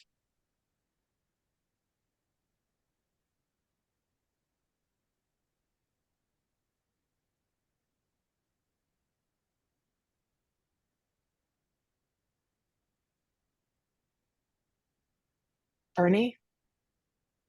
Great question. I assume there's no waiver if there's a legal requirement that the agency tells the member that's not in the SOP. So I could foresee, because it says any legal requirement, so it suggests that every legal requirement would be in the SOP, and thus suggests that anything else that would kind of be improper to raise. So I'm assuming that's not a problem, and I'm kind of being too picayune, or is that an issue? I'm not actually sure I actually understand. Can you can you just try one more time? Sure. So it says this SOP will state any legal requirement that restricts the agency's ability. Right. So the SOP lists 10 of them. And for a particular request, there happens to be another legal restriction not mentioned in the SOP that the agency is going to use to withhold information. I assume And then can the they fact not? that it's Yeah. not in the SOP cannot possibly be viewed as a estoppel from Yeah. additional stuff. Okay, so your question then tells me that I still didn't understand the Oh, response okay. of my first. No, I understand your question now, but I don't understand then the response to my first question, because I had, I guess, understood any legal requirement, not that the SOP should spell out all the legal requirements, but that the SOP should provide that communications with Congress should embed whatever legal requirements might restrict. Oh, okay. So that's how I had read it, but maybe I misunderstood what that is supposed to convey. Conrad, are you kind of, what is your thought as between what Bernie and I are both puzzling over? Yeah. So clearly not a very well drafted line here if it's prompting confusion. But in the preamble of the recommendation, we flag that agencies are subject to differing legal and regulatory requirements that affect when, how, and what they can share with congressional staff in response to constituent requests. So when a request coming from a member of Congress would require the agency to divulge information that is subject to those legal and regulatory requirements, that the SOPs should spell out the kinds of information that they will not be able to provide without a release or authorization from the constituent. Okay, so then Bernie's understanding was right, and I now share Bernie's concern. I had misunderstood your response to me.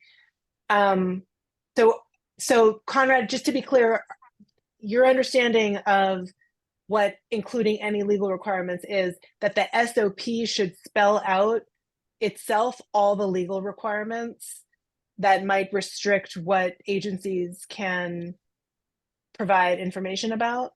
Yeah, I think the overarching goal here was for the SOPs to clearly communicate to readers what kinds of information they can and cannot give in response to a request. Perhaps inartfully drafted here, but that was the initial. But why is it embedded? Why is that including any legal requirements embedded in F as opposed to its own standalone thing that should be in the SOP? It very well might be appropriate for it to be split out into something separate.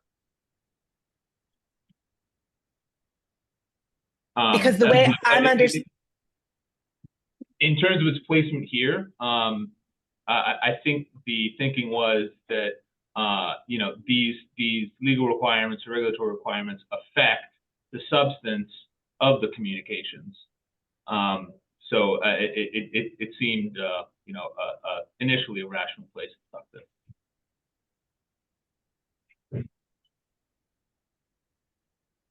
Okay. But then if we're not calling out, like, I think I share Bernie's concern if we're saying that the SOP should list the 10 sources of law that always restrict what agencies can say. And then we have to have some wiggle room for like telling agencies that they shouldn't have an all-inclusive list. But I don't share Bernie's concern if we're just saying that each letter should itself specify what laws might restrict the agency's ability to provide information in that particular circumstance. So I think it matters to me what we are trying to say here. So I think we should just figure out which we're trying to say and then draft it either way so that Bernie's concern is not, so that we address Bernie's concern. Nina, I'm going to call on you because I see you have some thoughts on this. I mean, you were really going where I was going. And so I think that you could say the first part of F is saying communications that the agencies, the SOP should spell out that I don't know quite how to fit this in, but communications should spell out,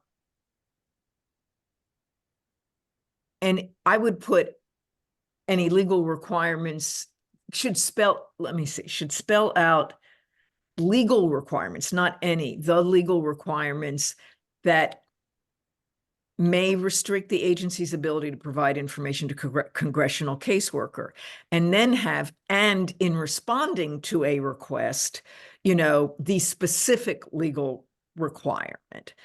Now, that needs to be wordsmithed and reversed. Yeah. Trying to break out the two points that you've made. One is a general, and you could also say, by indicating that the first part is not an all-inclusive list, you could say, comma, including HIPAA or something like that. And then the second part is just saying the specific communication. So the SOP needs to separate the communication. I really don't think we should call it HIPAA here. I'm sorry. I don't think that we should be identifying any specific. Right. So just agencies are going to be so different. The first part of it, like how you fit this into this. That's why it just feels to me like it's so I think. Or maybe you break it out into F, you know. Right. So I think what if F, and what if we hit, what if we have a new F that includes the legal requirements, and then G is about the communications and then references F. Right.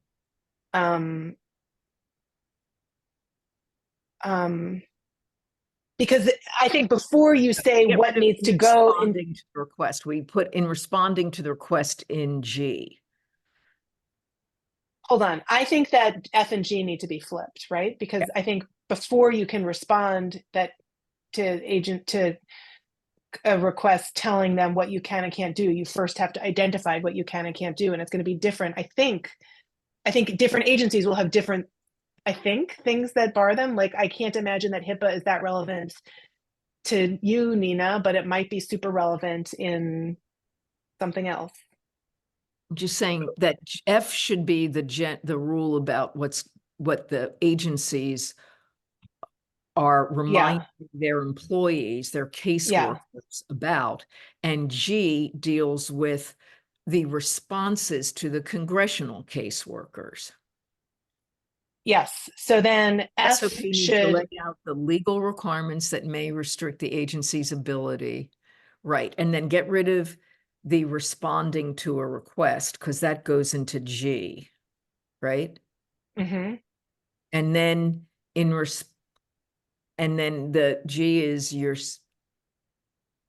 Yeah. So in responding to the request, can you just cut and paste what you had, or paste what you had, and then let's specific legal requirements is the idea we need to capture. Yeah. So Bernie, is your hand still up? Or because if it's not, I want you to put it up, because I want you to help us do G, because G is getting at your concern, I think. Oh, okay. I was actually gonna have this suggestion for what we just worked on. Wait, that's okay. That's okay. Do you want to go up to F? You want to talk about F? I think both F and G are in play now. Okay, just quickly, I would probably add before legal requirements, major, and then after legal requirements, comma, if any. Yeah. Let's see. And then with regard to G and I mean, specific is fine. I might use applicable. Yeah. Requirements kind of is a more general word. Yeah. So I think that covers my suggestions, and so I think that's really helpful. So I think then we need to delete. We have double in responding to the request, so we should probably delete the second one that's in pink, Conrad. And then I think we actually, I would delete that and, comma, and then do we want it to say including any applicable legal restrictions identified in F? I'm not really sure how to say that. Well, including any applicable legal restrictions or Yeah, constraints, applicable legal constraints on the agency's ability the to agency, provide yeah, information. yeah.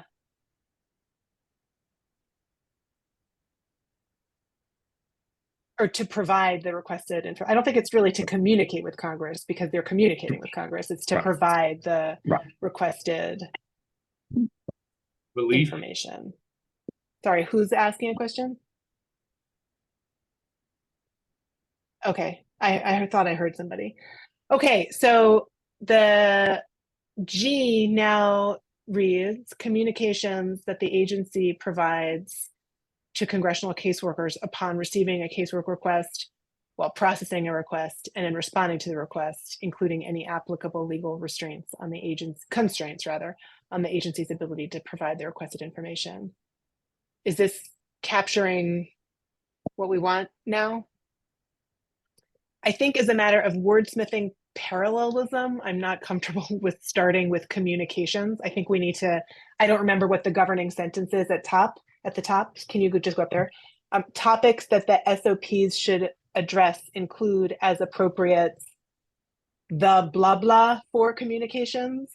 I don't know what blah blah is, but we need some noun there. What do we mean? Structure? The structure? Communications that the agents, oh no, that doesn't make any sense. I don't think structure is right. Can you scroll down so that we just have a, can we just be able to see the whole thing? It's not, is it the process, the type of, the Guidance, the agency's guidance for casework, for guidance? I think we should avoid guidance because it's got a technical yeah, that's got a legal whole, meaning. yeah. It's not really types of though, because we really mean to be capturing sort of like moments in time. Jeremy, do you have an idea here? Correspondence? I mean, that's really what we're talking about, right?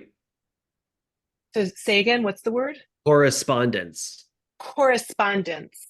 The types of correspondence. I think types is good though, right? The types of correspondence that the agency provides to congressional caseworkers upon receiving a casework request, while processing a request, and in responding to the request, including any applicable legal constraints on the abilities agency to provide the requested information.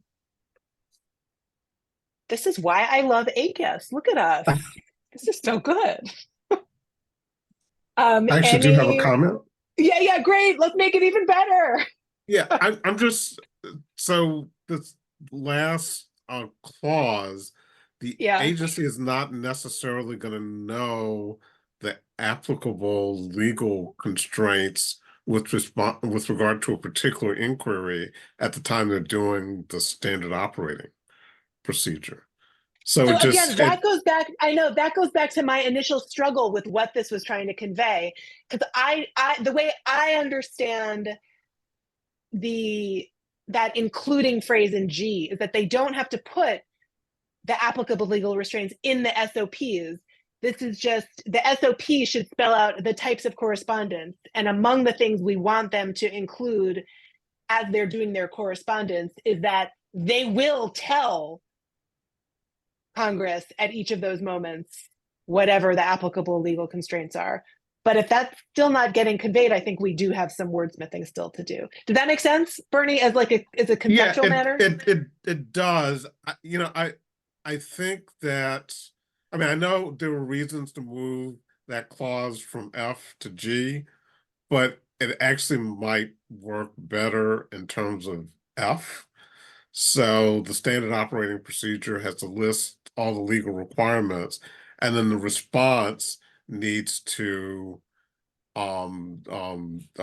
lay out the applicable legal restraints with regard to the particular information. So so the SOP has to lay out the major legal requirements, and then the SOP specifies that when you respond, the agency has to lay out whatever appropriate limitations are at the time of their response. I think that's what we're trying to. That's what we're trying to do. And so just the question is, it seems like including any applicable at the end of G is not capturing that accurately. So we need to be working on that. So let's keep puzzling over that. Sean, I see your hand up. Do you have an idea for this? Yeah, I was just wondering if correspondence indicated or could be viewed as limited to written communication, whereas you now have quite a bit Oh, of. yeah. That's a good point, because some of this is phone calls, right? Yeah. So Jeremy, I think we may have to go back to communications, the types of communications.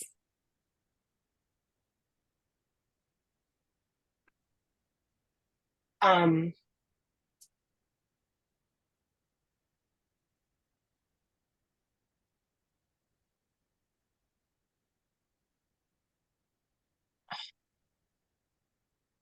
what if we have that phrase that Conrad has just put in gray as a parenthetical that doesn't start with including, but that instead says, um,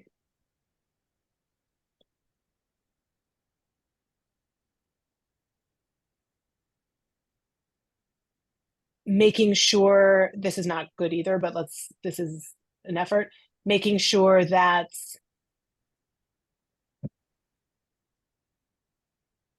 communications include, comma, as appropriate, comma, any applicable legal constraints. Like, I'm just trying to I'm trying to cabin what the including is referring to.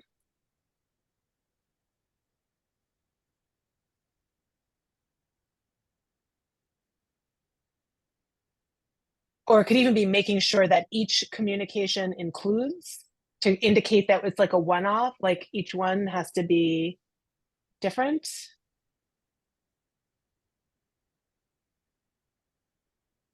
Is that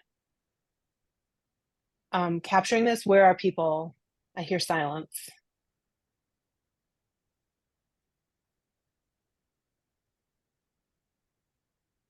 Okay, Bernie, I see thumbs up. I don't know if anybody else wants to chime in here. John, do you have a thought? Or Cheryl, Nina,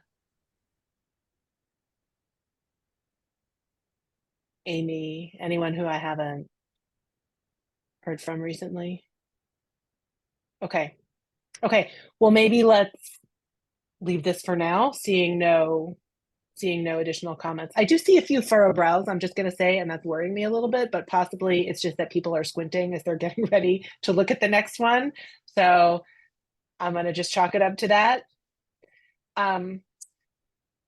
Okay, so we are now, somehow we don't, H is blank. So I think we need to somehow get rid of that.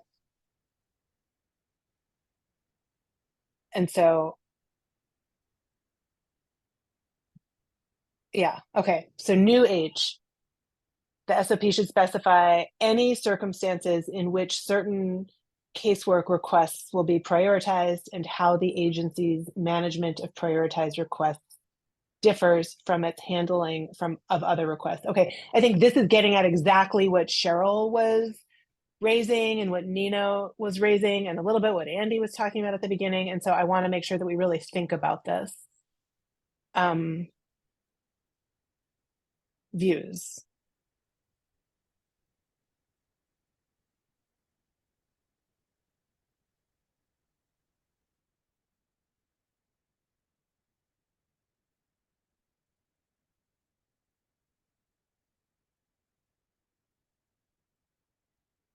Cheryl? So I think, so I like this. I think,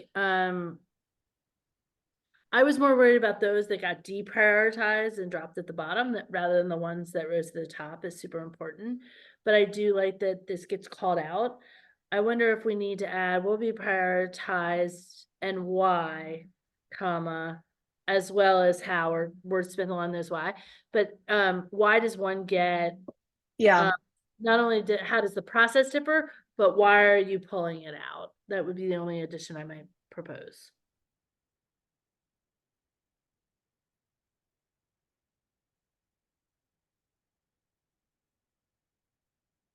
Okay. I feel like we're likely to get a lot of pushback on this. I could be wrong, but this seems to me like something that agencies are going to want to keep themselves flexibility on and really not like this. So I just want to put that out there. Like, I'm not disagreeing with you, Cheryl, but I just wonder what people's, I'm not disagreeing with you on substance or principle, but I'm just wondering what we think about, feasibility or receptiveness. Nina? Well, I don't see this as as an issue. I mean, in our cases, we articulated that if someone is coming to us with an issue that's involving some kind of economic or financial hardship, those get to the top of the pile versus those that the agency's just not responding as timely as we would like. Mhm. And that's not a hard thing to explain. And that's all over the guidance about that. And so having the agency articulate just in term, it manages expectations, I think. And if an agency is having a hard time managing expectations, then that's why we're making recommendations for a strategic operating plan. I mean, a strategic plan, Yeah, a standard plan. Yeah, SOP. Yeah. Okay, thanks. That's helpful to me. Bernie, is your hand back up or still up? It's back up. Okay. I think this is a lot of this prioritization is inevitably political. I mean, that's what I'm getting from Andy's comments earlier. So maybe instead of any circumstances, I would substitute common circumstances. So okay, we're giving you some of our prioritization, but some of it's political and we're not going to talk about. And some of it's ad hoc, I assume. So hopefully that's kind of a midpoint. Common also does address the flexibility concern that I had, but also captures the standardization concerns that Nina and Cheryl were talking about. So I'm comfortable with common if other folks are too. Sean. Yeah, I might, building off of what Bernie suggested, I might make it common or timely circumstances. I mean, one of the huge problems that we heard from the agencies was the huge backlogs caused by the pandemic and then the aftermath. So if Congress creates an emergency program, all the focus went there rather than their usual casework. I get that. Timely doesn't feel like the right word to capture that substantive sentiment, but I get what you're saying. What are some other ways that people can think of to capture that?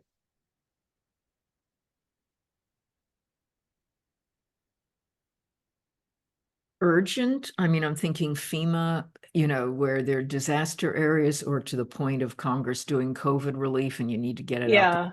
Yeah, emergency maybe. Including common or urgent. But can I just ask, is urgent a kind of common or is it its own thing? I guess like I might see. I don't know. We have a natural disaster every other day.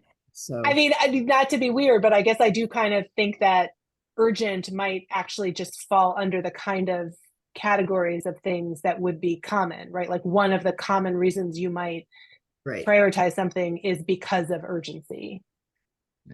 Bernie? Right. Yeah, I'd be inclined to leave this to the agencies. If they want to use that as a common circumstance, they can. If they don't feel the need to, they can.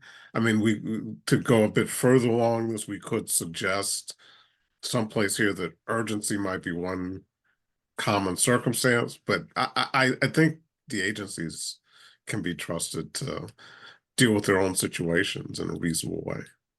Yeah. Jeremy, I saw your hand go up really briefly and then went back down. Was one of those a mistake? Do you want to be recognized or not? Maybe not. Okay. Okay. So I think, Sean, I think that's helpful that you raised that, but I think it might be subsumed under common. And so can we move on from H to I, or does anybody have anything else they want to say about H? Amy, thank you. Yes, thank you. Sorry, I just saw you in the chat. Go ahead, Amy. That's okay. Maybe common and emergency situations, because I think every congressional request is urgent from the congressional staffer. I was going to raise a concern about the word other requests, because I'm not sure what that means. Is that, other, is that non-priority requests? Oh, as opposed to other kinds of requests that are not even in this category of, yeah. Right. So my suggestion was maybe non-prioritized requests. Yeah, that's more specific and more helpful, I think, than other for the reasons that you raised. I'm still a little reluctant to add emergency, because to me, it just seems like emergency circumstances, if I'm coming up with a list of what's a common circumstance to prioritize, I just don't see why it wouldn't include emergencies. I mean, like, I am one person here. I don't have a final vote, so I would like to, yeah. I mean, even common though, it almost seems like those terms need to be defined, maybe. Yeah, okay. Discussed in the preamble. Yeah, so kind of goes with the other. Yeah, so do we want to say particular circumstances in which will be prioritized, and why, parentheses, such as for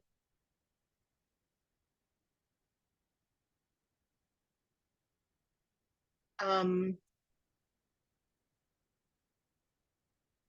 mean, I don't know exactly what we would put in here. What are some things other than emergencies that one could call out?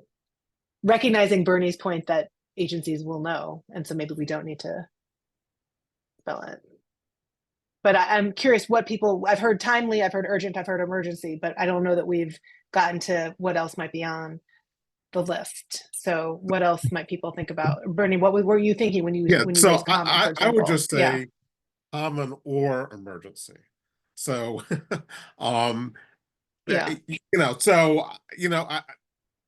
I wouldn't object to emergency, and it would just be easier than trying to come up with something. Spell out with a list, common or emergency. But it shouldn't be both, have to be common and an emergency, just either.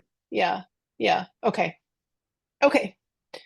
I'm comfortable with this if people feel like this is capturing what we want to be. Wait, Bernie, you're up again? Okay. No, that's okay. That's okay. My hand. Yeah, that's okay. Okay, so Amy, you good? Cheryl, Nina? Okay. Anyone else? All right. So let's move on from H then and go to I, performance goals and measures for responding to casework requests. And then we have a whole other set of recommendations we're going to be specifying below. So I don't know that this is the place to spell out anymore, because this is more like our overview of what we're going to call out more specifically below. Okay.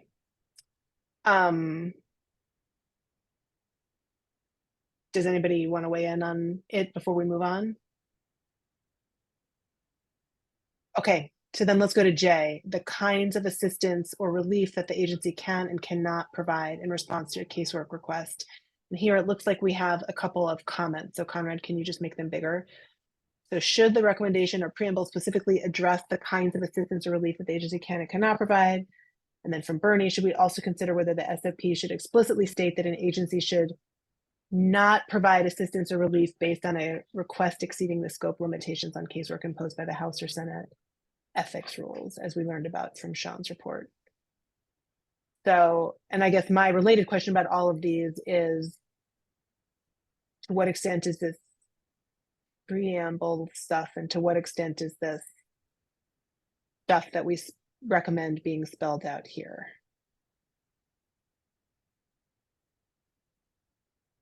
And maybe I'll ask, I don't know who drafted Jay, if it was Sean or if it was Conrad or someone else in the ACUS team, but what are the kinds of assistance or relief that you were thinking about here?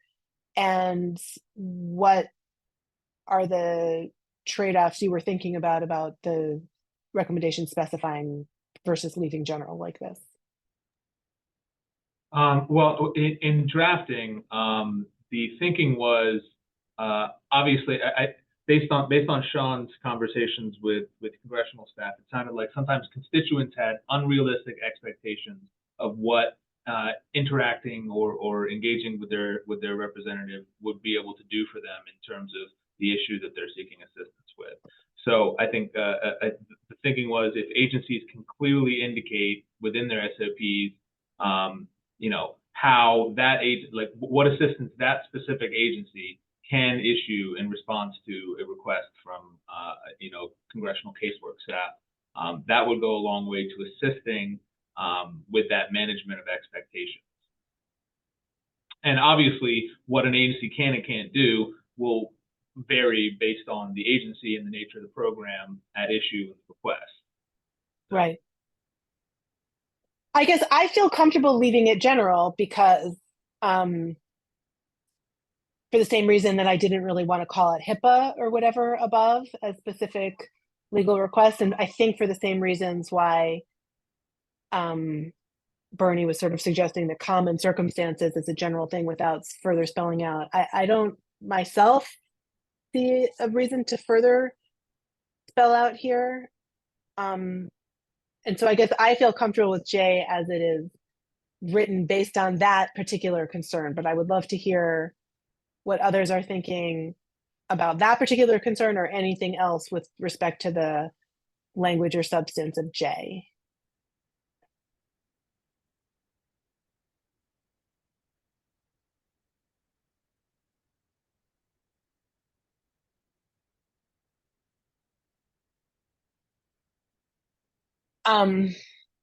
Okay, I don't hear anything, which tells me sort of that people are generally fine with J. Bernie, I guess I wanted to ask you, are you recommending that we say something about the House and Senate ethics rules, 1 period, and if so, 2 in the preamble or 3 here? What is your thought about where something like this might go if you think it should go somewhere? I mean, this is really more of a question. I mean, I suppose this is a very politically sensitive thing, and it's hard for an agency to tell a member of Congress that they're violating congressional rules. So maybe this is just best left alone. But it, I guess but it I does seem to also me, go ahead. I mean, it does seem to me that agencies really shouldn't be undermining congressional rules. But do you think that that falls under the legal restraints that we talked about above anyway? I don't know the agencies are bound by those restraints. Yeah, no, they're not. But if And they're I'm not even identifying, sure. yeah, okay, and you're I'm not right, even because they sure wouldn't they would prevent be the agencies from characterized. turning over information. Yeah. Sorry, say again. And I'm not even sure they would be characterized as legal restraints. Yeah, I think you're right. Congress. Yeah. So I mean, so I really raised it for people to think about. I mean, if no one else thinks we should go down this route, I'm willing to say, yeah, maybe we're better off not addressing this. Okay, so what do folks who have been weighing in with their agency experience handling this think about this question of telling agencies to put in their SOP that they can't respond or shouldn't respond to questions that exceed the scope of the House and Senate ethics rules? Nina? Yeah, I just I don't know that I don't know that that's the agency's job. Yeah. I'm just trying to think about, my case advocates who would be working these cases. They wouldn't be able to tell that, and they certainly wouldn't be able to articulate that to a caseworker. That would put them in a really awkward position. Maybe that you want to say something about elevating it up if you identify it, but then that gets it very complicated. Yeah. Cheryl?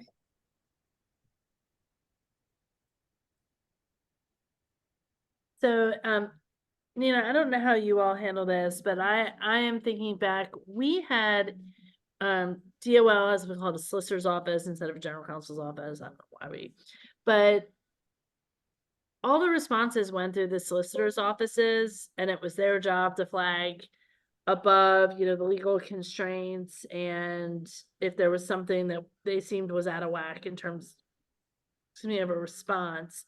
So I don't know if it's so much that we have to call that out here, as well as we make sure that there's some kind of legal eyes on documents on the way out the door.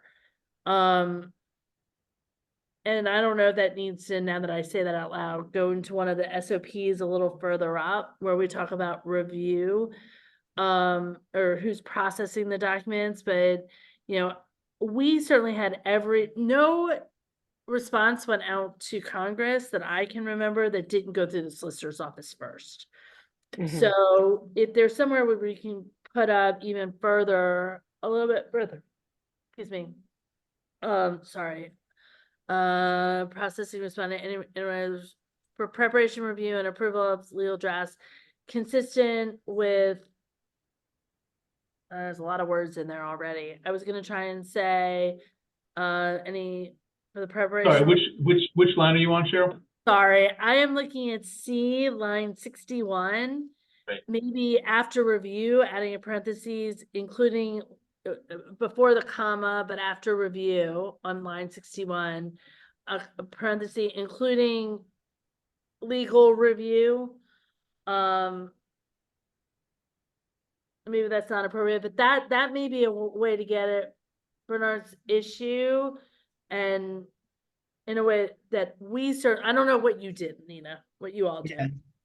Yeah, I mean, I'm just saying, in our cases, they were cases. They were actually, taxpayer has an issue with the IRS. The IRS is trying to take money out of their bank account. We've got to intervene. Why is it happening? And, there are processes for looking at the legal requirements, but I don't want to imply that everything has to have legal review, and that for some agencies, it's really appropriate for frontline employees whose job it is to resolve these kinds of issues to be able to communicate on these issues. So it also seems like, sorry, go ahead. I was just going to say, you don't want to create a whole other layer of bureaucracy, which then goes to the slowness of the response and everything like that. But it sounds like we might want to be thinking about some process for elevating. Yes, that's right. And so, but it also sounds like you're suggesting that including legal review here may be more than we want to call out, because review should be up to agencies at their own discretion how they want to be handling that. But we may, and the type of cases getting. Yeah, and the type of cases is what following what Nina was saying. But I agree, like elevation is really, and that's where the guidance that you want to give your employees about the ethics rules is when they should elevate, when they should elevate it. That's back down into whatever number we were originally doing. Not in C. I wasn't thinking maybe it could be in C, but I was more about, when we're talking about the guidance, and it was raised about, should we be talking about the congressional ethics? I was just thinking, just a process for elevating. Although that may be more like, we may want a process for elevating more generally. That's not just about this. So I actually feel like somewhere we need to call out a process for elevating. Unfortunately, I do kind of wonder if it belongs in C, even though C is super bogged down already, because C is about internal workflow. Yeah. So let's puzzle that through. I'm going to call on Jeremy in the meantime. So what about an F? I mean, right now, these are instructions to staff. F right now just says, what are restrictions on the agency writ large? But what if you just say something like restrictions on individual personnel's ability to respond and instances in which those requests should be elevated? So you're basically saying lower level staff shouldn't respond in certain circumstances that the agency decides, whether it's a matter of statute or agency policy. and then identify situations in which case a frontline worker can't respond, elevate it up the chain.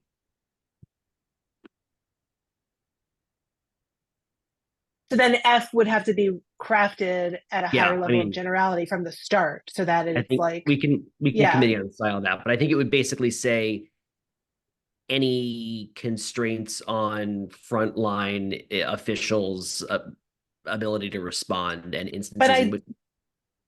Yeah, I hear that, but that's then maybe collapsing what's distinctive about the beginning part of F, because the beginning part of F is not restrictions on frontline workers. Nina, I remember another committee thing with you where I can't remember if you liked or hated frontline workers, but I remember you had a view on the right word to use. So whatever it is, I want to hear from you on that. But I think there's two different things going on here. There's the restrictions on the agency, and I think those are the legal restrictions. And then there's restrictions on whatever we want to call them. Nina, what's the term you like? I honestly you don't remember. Oh my gosh, I love it. We were so, it was like making sure that it fit with the Nina. Yeah, I'm okay. so sorry. That's okay. We should go back and figure out what word we use there. Frontline workers maybe is fine, but I don't think they go together here, Jeremy. Maybe I'm missing what you're saying, but this doesn't. They feel like two different things.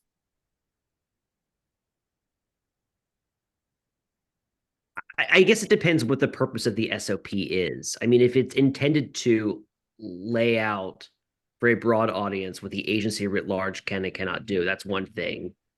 Although part of it obviously is to provide specific instructions to specific staff who actually on a day-to-day basis have to respond to stuff. So, I mean, those are two separate things, but I think it's just a question of, do you want one of those or both of those pieces in an SOP?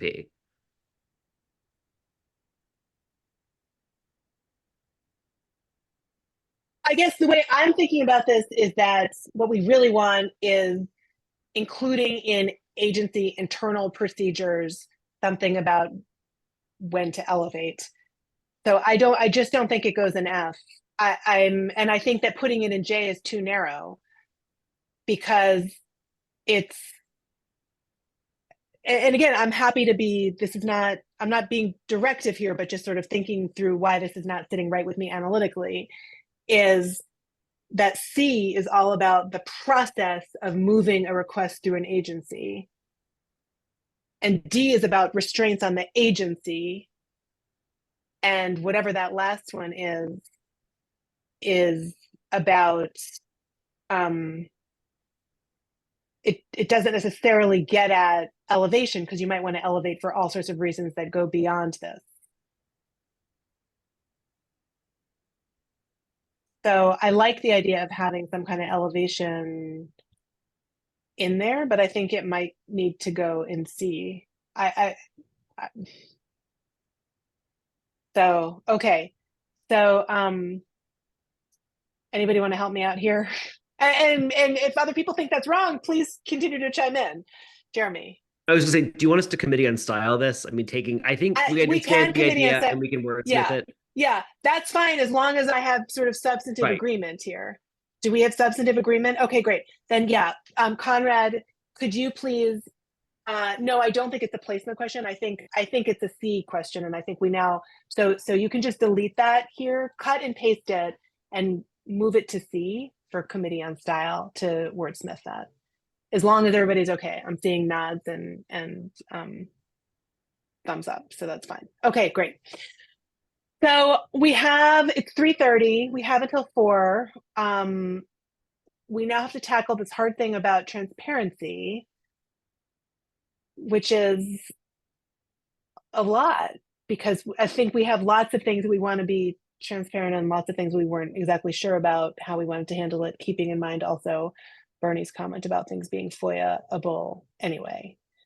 So let's start tackling that. What do we want to say about the transparency point?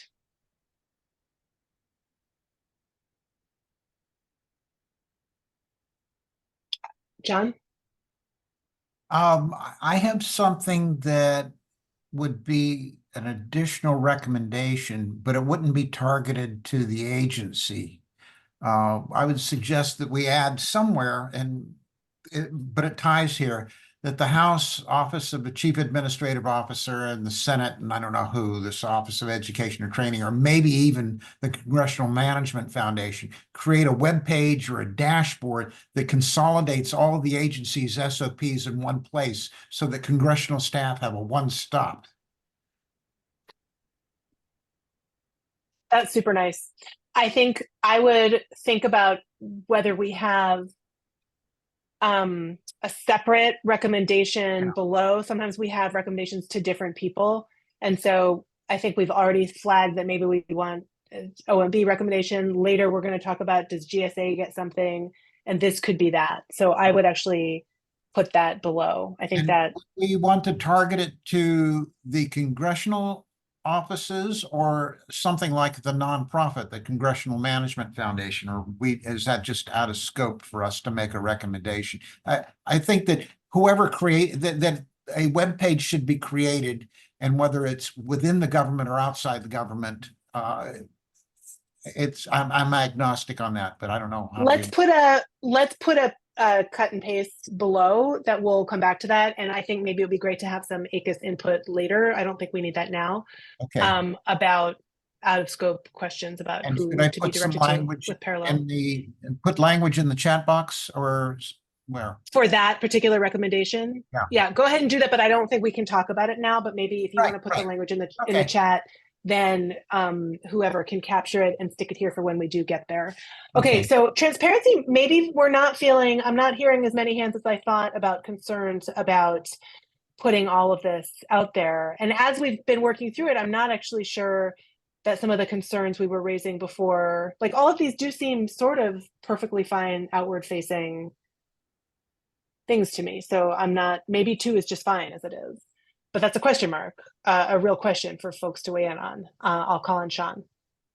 Thank you. Yeah, I was wondering about publicly available. As I mentioned when I was first talking about the project, I was a little surprised at how reluctant agencies were to share their SOPs, which they made perfectly clear they gave to Congress. So it's not like it's top secret, but they weren't willing to provide it during my investigation. I didn't know if any of the people here who had agency experience had any idea as to why or what the good reasons would be not to make the procedures publicly available.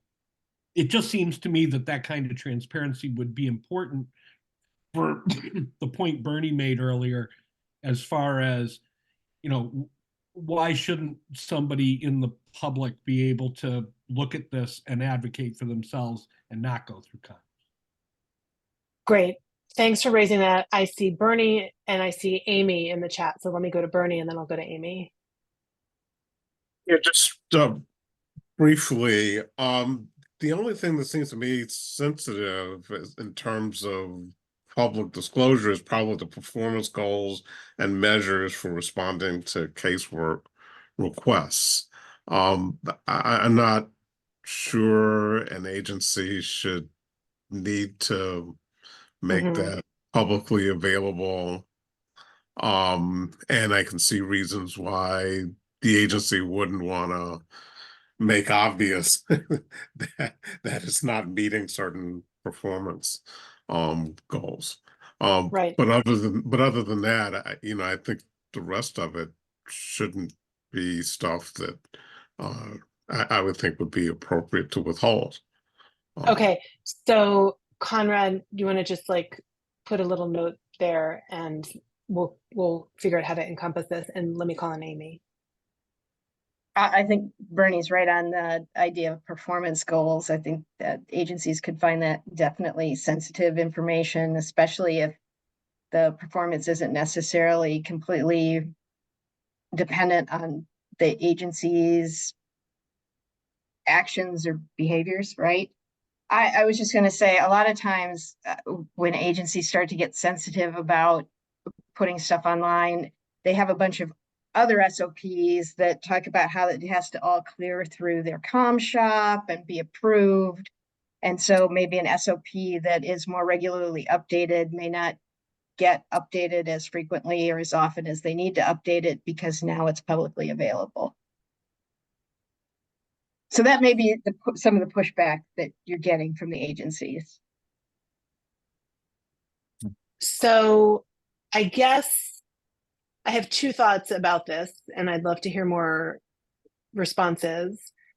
The technical one is that what if we just flip the order of I and J, and then 2 could just say should make items A through I, their SOPs publicly available. And then we sort of leave them and the second thing is, from an implementation perspective, we can recommend what we think is right, even if agencies won't actually do it. And then the third thing to think about is that, but if people really don't like it, then that aspect will get voted down on the floor. So those are or they won't implement it. Yeah, exactly. That's what I meant about the middle one about implementation. So and maybe like another thing is agencies should make as much of their SOPs publicly available as appropriate. I mean, like we do a lot of that in ACUS land with like wiggle room. So I don't know what people think about all of these various options to try to capture those last couple of comments. What are some reactions?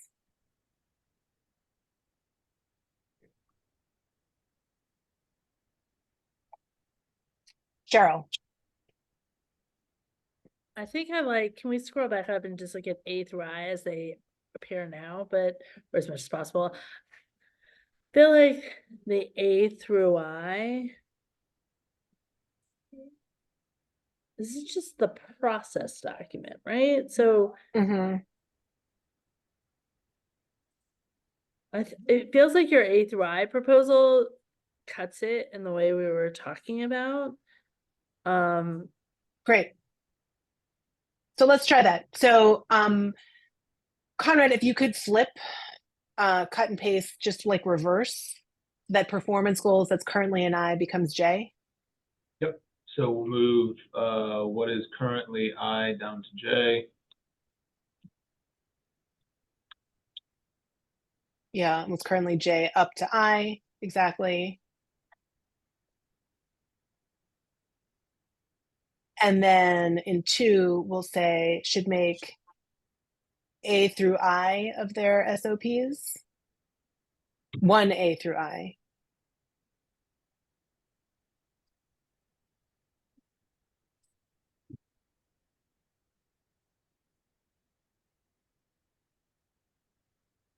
Okay, are we good there? Okay, let's see if we can do 3 and 4. When agencies adopt or substantially modify SOPs, they should solicit input and user experience related feedback from congressional caseworkers.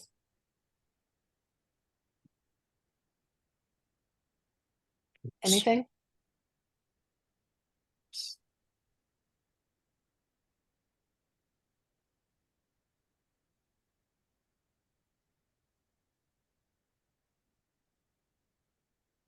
Okay, I'm going to take that as a general thumbs up. No, Amy, hold on. Were you just shaking your head no?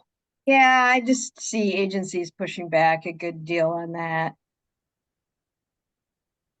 I mean, maybe for some of, maybe A through I, but then for some of the others, why, as an agency, would I have to, get congressional staff buy off on how I escalate issues or other processing?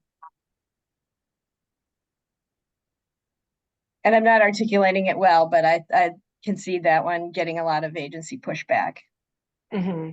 Bernie?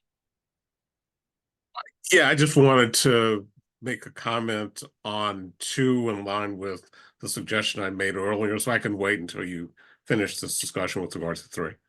Okay, great. I'll come back to you. Cheryl?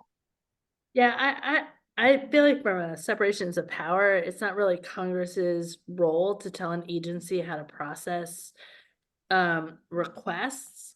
Now, what we could put in here is so instead of saying a proposal to be constructive is to say something along the lines of agencies should periodically solicit input and user experience related feedback from congressional staff work caseworkers, meaning on the outcome and whether they have observations or concerns or praise, rather than having them get in the nuts and bolts of the process to the, because the Congress shouldn't care about what the process is, they should just care about the outcomes.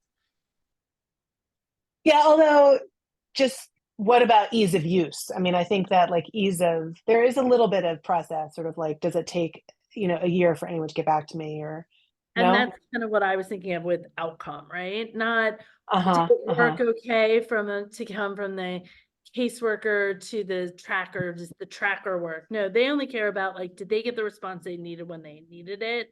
Whether you call that outcome, whether you call that user experience, but it's what they see, not what the agency. Yeah, okay. So agencies should periodically solicit input and user experience related feedback from congressional caseworkers on their procedures for handling. But no, you don't want procedures. Yeah. But there has to Maybe be timeliness and the substance of the response to the congressional inquiry.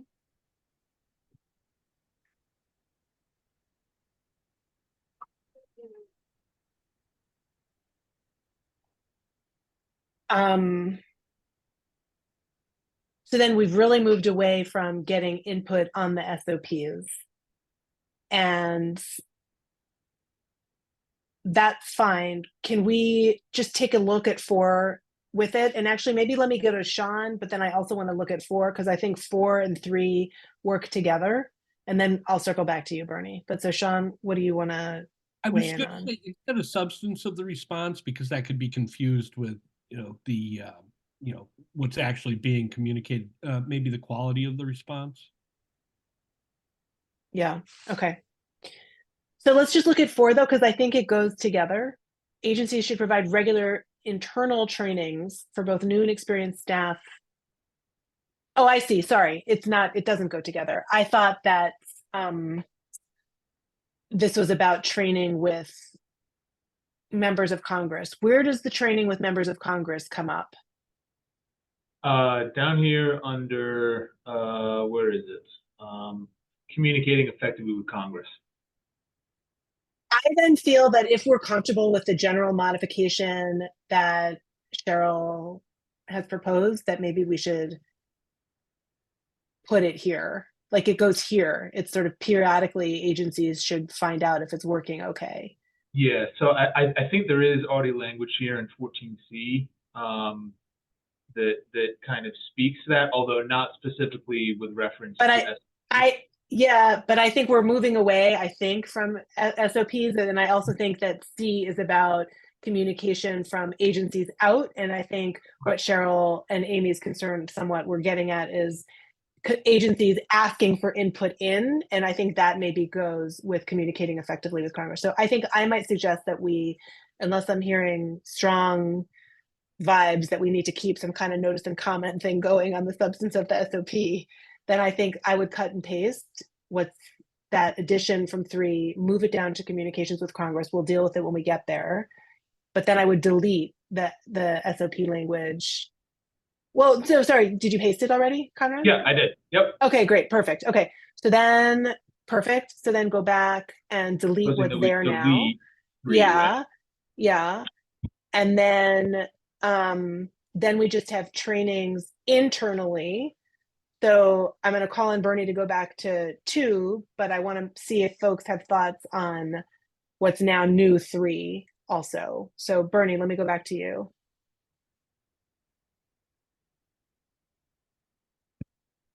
Yeah. So I had pre-submitted a substitute language for should produce simplified plain language summaries of flowcharts. It seemed to me that there could be other summaries other than textual summaries and flowcharts. And so where is that, Conrad, This, did Bernie's thing whoops, get it just, somewhere? I think it might have gotten it's in moved 2. It's now, I think, 85. 285. Also, yeah, I'm just trying to find the language that you proposed that I had included in red line, I believe. Apologies. Let me. Worst case scenario, I have it saved. I mean, I apologies. also have it. I can. Yeah, think I've got it right here. Oh. Apologies. So I believe. Yeah, that was good.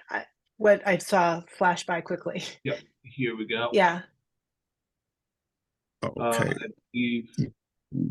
Simplified plain language materials that succinctly summarize them, whether by way of written text, flowchart, table, or some other format. That's getting the core point across without being super directive as to what form it should take. After the and, I think. And I think should also, after yeah, the and, then. yeah.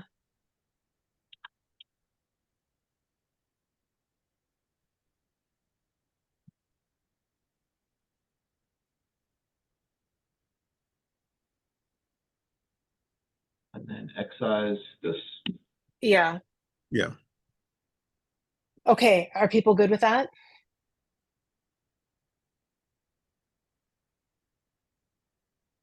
Okay.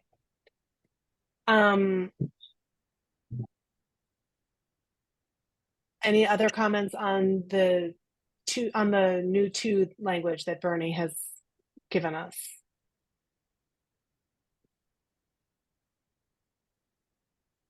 So let's go back to new 3 then, which I don't think we've heard any comments on, which is about providing regular internal trainings for both new and experienced staff involved in the management and resolution of congressional casework requests to ensure their familiarity and compliance with agency SOPs.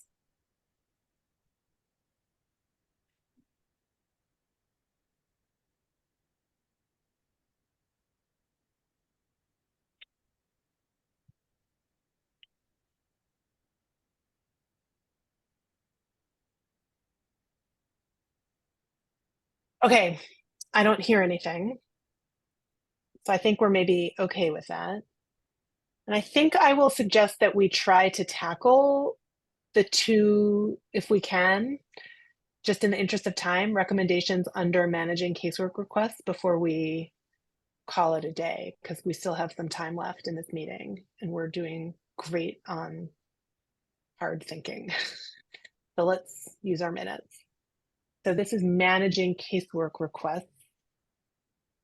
And the first one is agencies should not automatically close out incoming casework requests that do not include required information or documentation. Instead, they should notify congressional caseworkers that their submissions are incomplete and then Bernie suggests cooperate with their efforts to remedy the deficiency.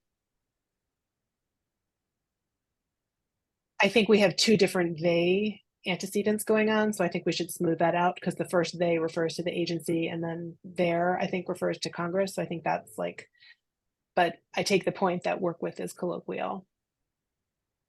Yeah, that fixes it.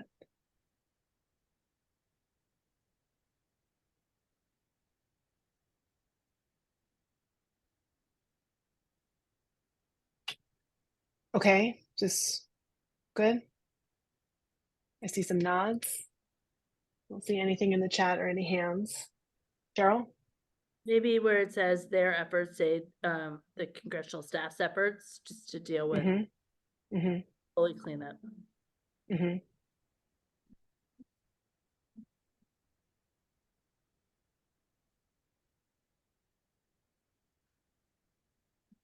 Okay, Committee on Style needs to standardize what's plural and what's singular for caseworker, but we can do that easily.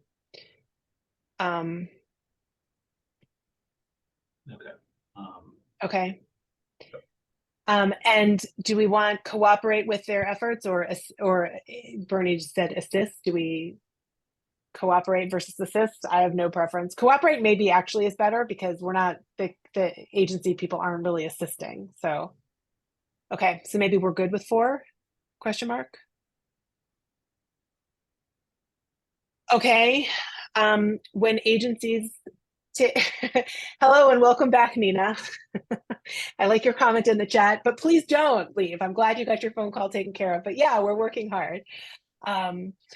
So we are at 5, when agencies take final action in response to a casework request, they should provide a written notice to the caseworker or office that clearly states that the agency has completed processing the request and explains the agency's final action. Okay. Thoughts? Cheryl? Oh, no. I don't love the word explains. That explains makes it sound like they're gonna go beyond what's on the face of action, more like and provide the agency's final action. Maybe there may be a better word. Sorry, does it have to be in a separate document? Could it be in, this sort of suggests that there's yet another correspondence?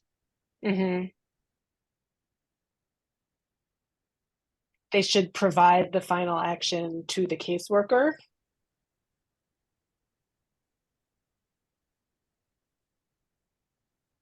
Is there any reason, Sean, was there any reason that this was envisioned as a cover note correspondence beyond just providing the final decision?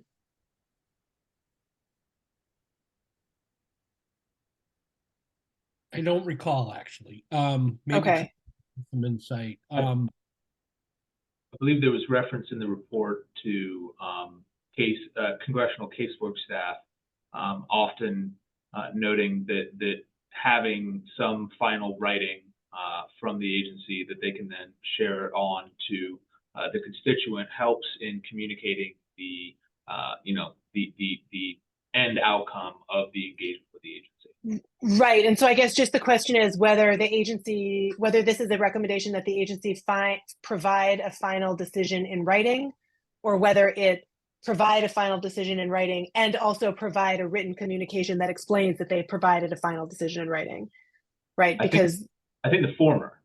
Yeah, right. Okay, so I think it doesn't quite say that yet. So that's what I think what we're gesturing towards. Nina?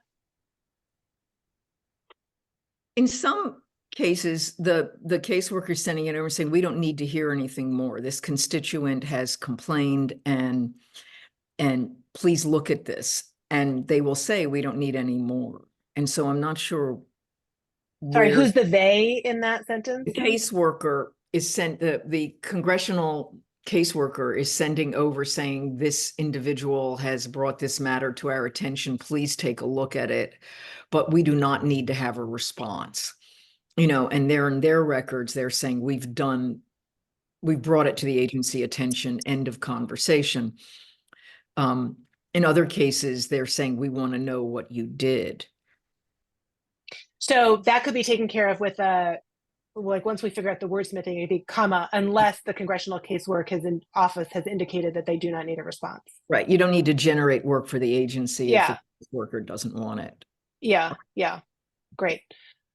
Okay. So I think, but I think we do, and let's just in our final minutes collapse this so that we are saying that there's some final decision in writing, but that there doesn't need to be a final decision in writing plus a cover note explaining that there has been a final decision in writing. So when agencies take final action in response to a casework request, they should be that.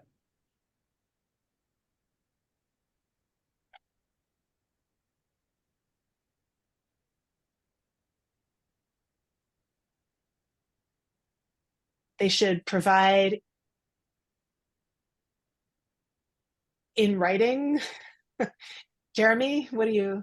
By final action, I don't think we meant anything more than when you've completed whatever you were going to do, not like talking about a specific document like a decision. So what if you just say when agencies complete a casework request, they should provide a written notice? I mean, because the final action wasn't meant to refer to like some separate document. Yeah. Complete a casework request. They should provide what? What are you saying? They should provide a written notice. I think the written notice aspect was the more important part. That they should provide a written notice and then leave to the whatever is relevant for the circumstances. Yep. Yep. They should provide a written notice, comma, unless the congressional, yeah. They should write a written notice to the caseworker or office, that has to be wordsmith, comma, unless the congressional office has indicated. Okay, I think that's right. Is that right? Have we captured all of this, that we don't have two writings now? It's a little wordsmithy required still, but it is 356. Well, I'd still come back to referencing, there are some instances where the agency cannot provide, I mean, I guess if they say final action, we addressed this case, they can't provide the details because they're covered by confidentiality statutes or something. Yeah, like so I think that's why we've left vague what should be in the written notice, but they should at least explain that they have, that they've it's done. completed it. Yeah. Yeah, yeah. Bernie, were you just about to say something? No? Okay.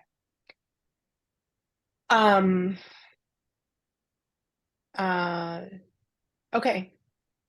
So when agencies complete a casework request, they should provide a written notice to the, and then we'll figure out what some standardized language is there, committee on style. Unless the and it should match whatever congressional office is, like those two things should match, has indicated that they do not need or want. Nina, do you have this came from your suggestion, do you have a thought about need versus want, or are they equivalent and just let committee on style handle it? I think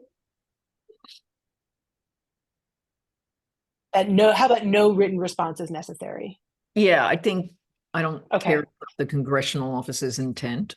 Okay, great. Yeah, no, unless the congressional office has indicated that no written response is necessary. I love that. Well, people, 357. I think we've done great. So can you just quickly, Conrad, scroll us down? We have, how many recommendations do we have to do next time? 6 through 16. Okay, so we haven't quite finished, and we are, it looks like, maybe going to need our third meeting because we have to do the preamble, but that's okay. 3 meetings is great. So I have to go back to my script because I think there's some things I'm supposed to say to you. Those things, actually, Conrad, do you want to take us off the document screen sharing just so we can all see each other for our final minutes of committee togetherness? So yay. It looks like the last thing on my script is just to say that, okay, our second meeting is on Friday, April 26th from 1 to 4, again on Zoom. ACUS work committee on style will clean this up, we'll get new drafts out, but I do think we are going to need that third meeting, which is first week of May, perhaps, Conrad? I don't have that up in front of me right now. First week of May. I can give precise dates. Let's see here. We are looking at, I believe it's Friday, May 5th. Yeah, from 2 to 5, I think it is. Slightly Correct. different times. Okay, great. Okay, thank you so much, everybody, for wonderful work. To whom do I have to turn things over to, or do I close this out? I do not recall. Conrad, do I turn it to you, or am I closing yes, this out? certainly. You can turn it on over to me, and all I'll say is thank you. Serious thanks to each and every one of you for your many contributions to today's discussion. And we will see you again at our next meeting. Thank you so much.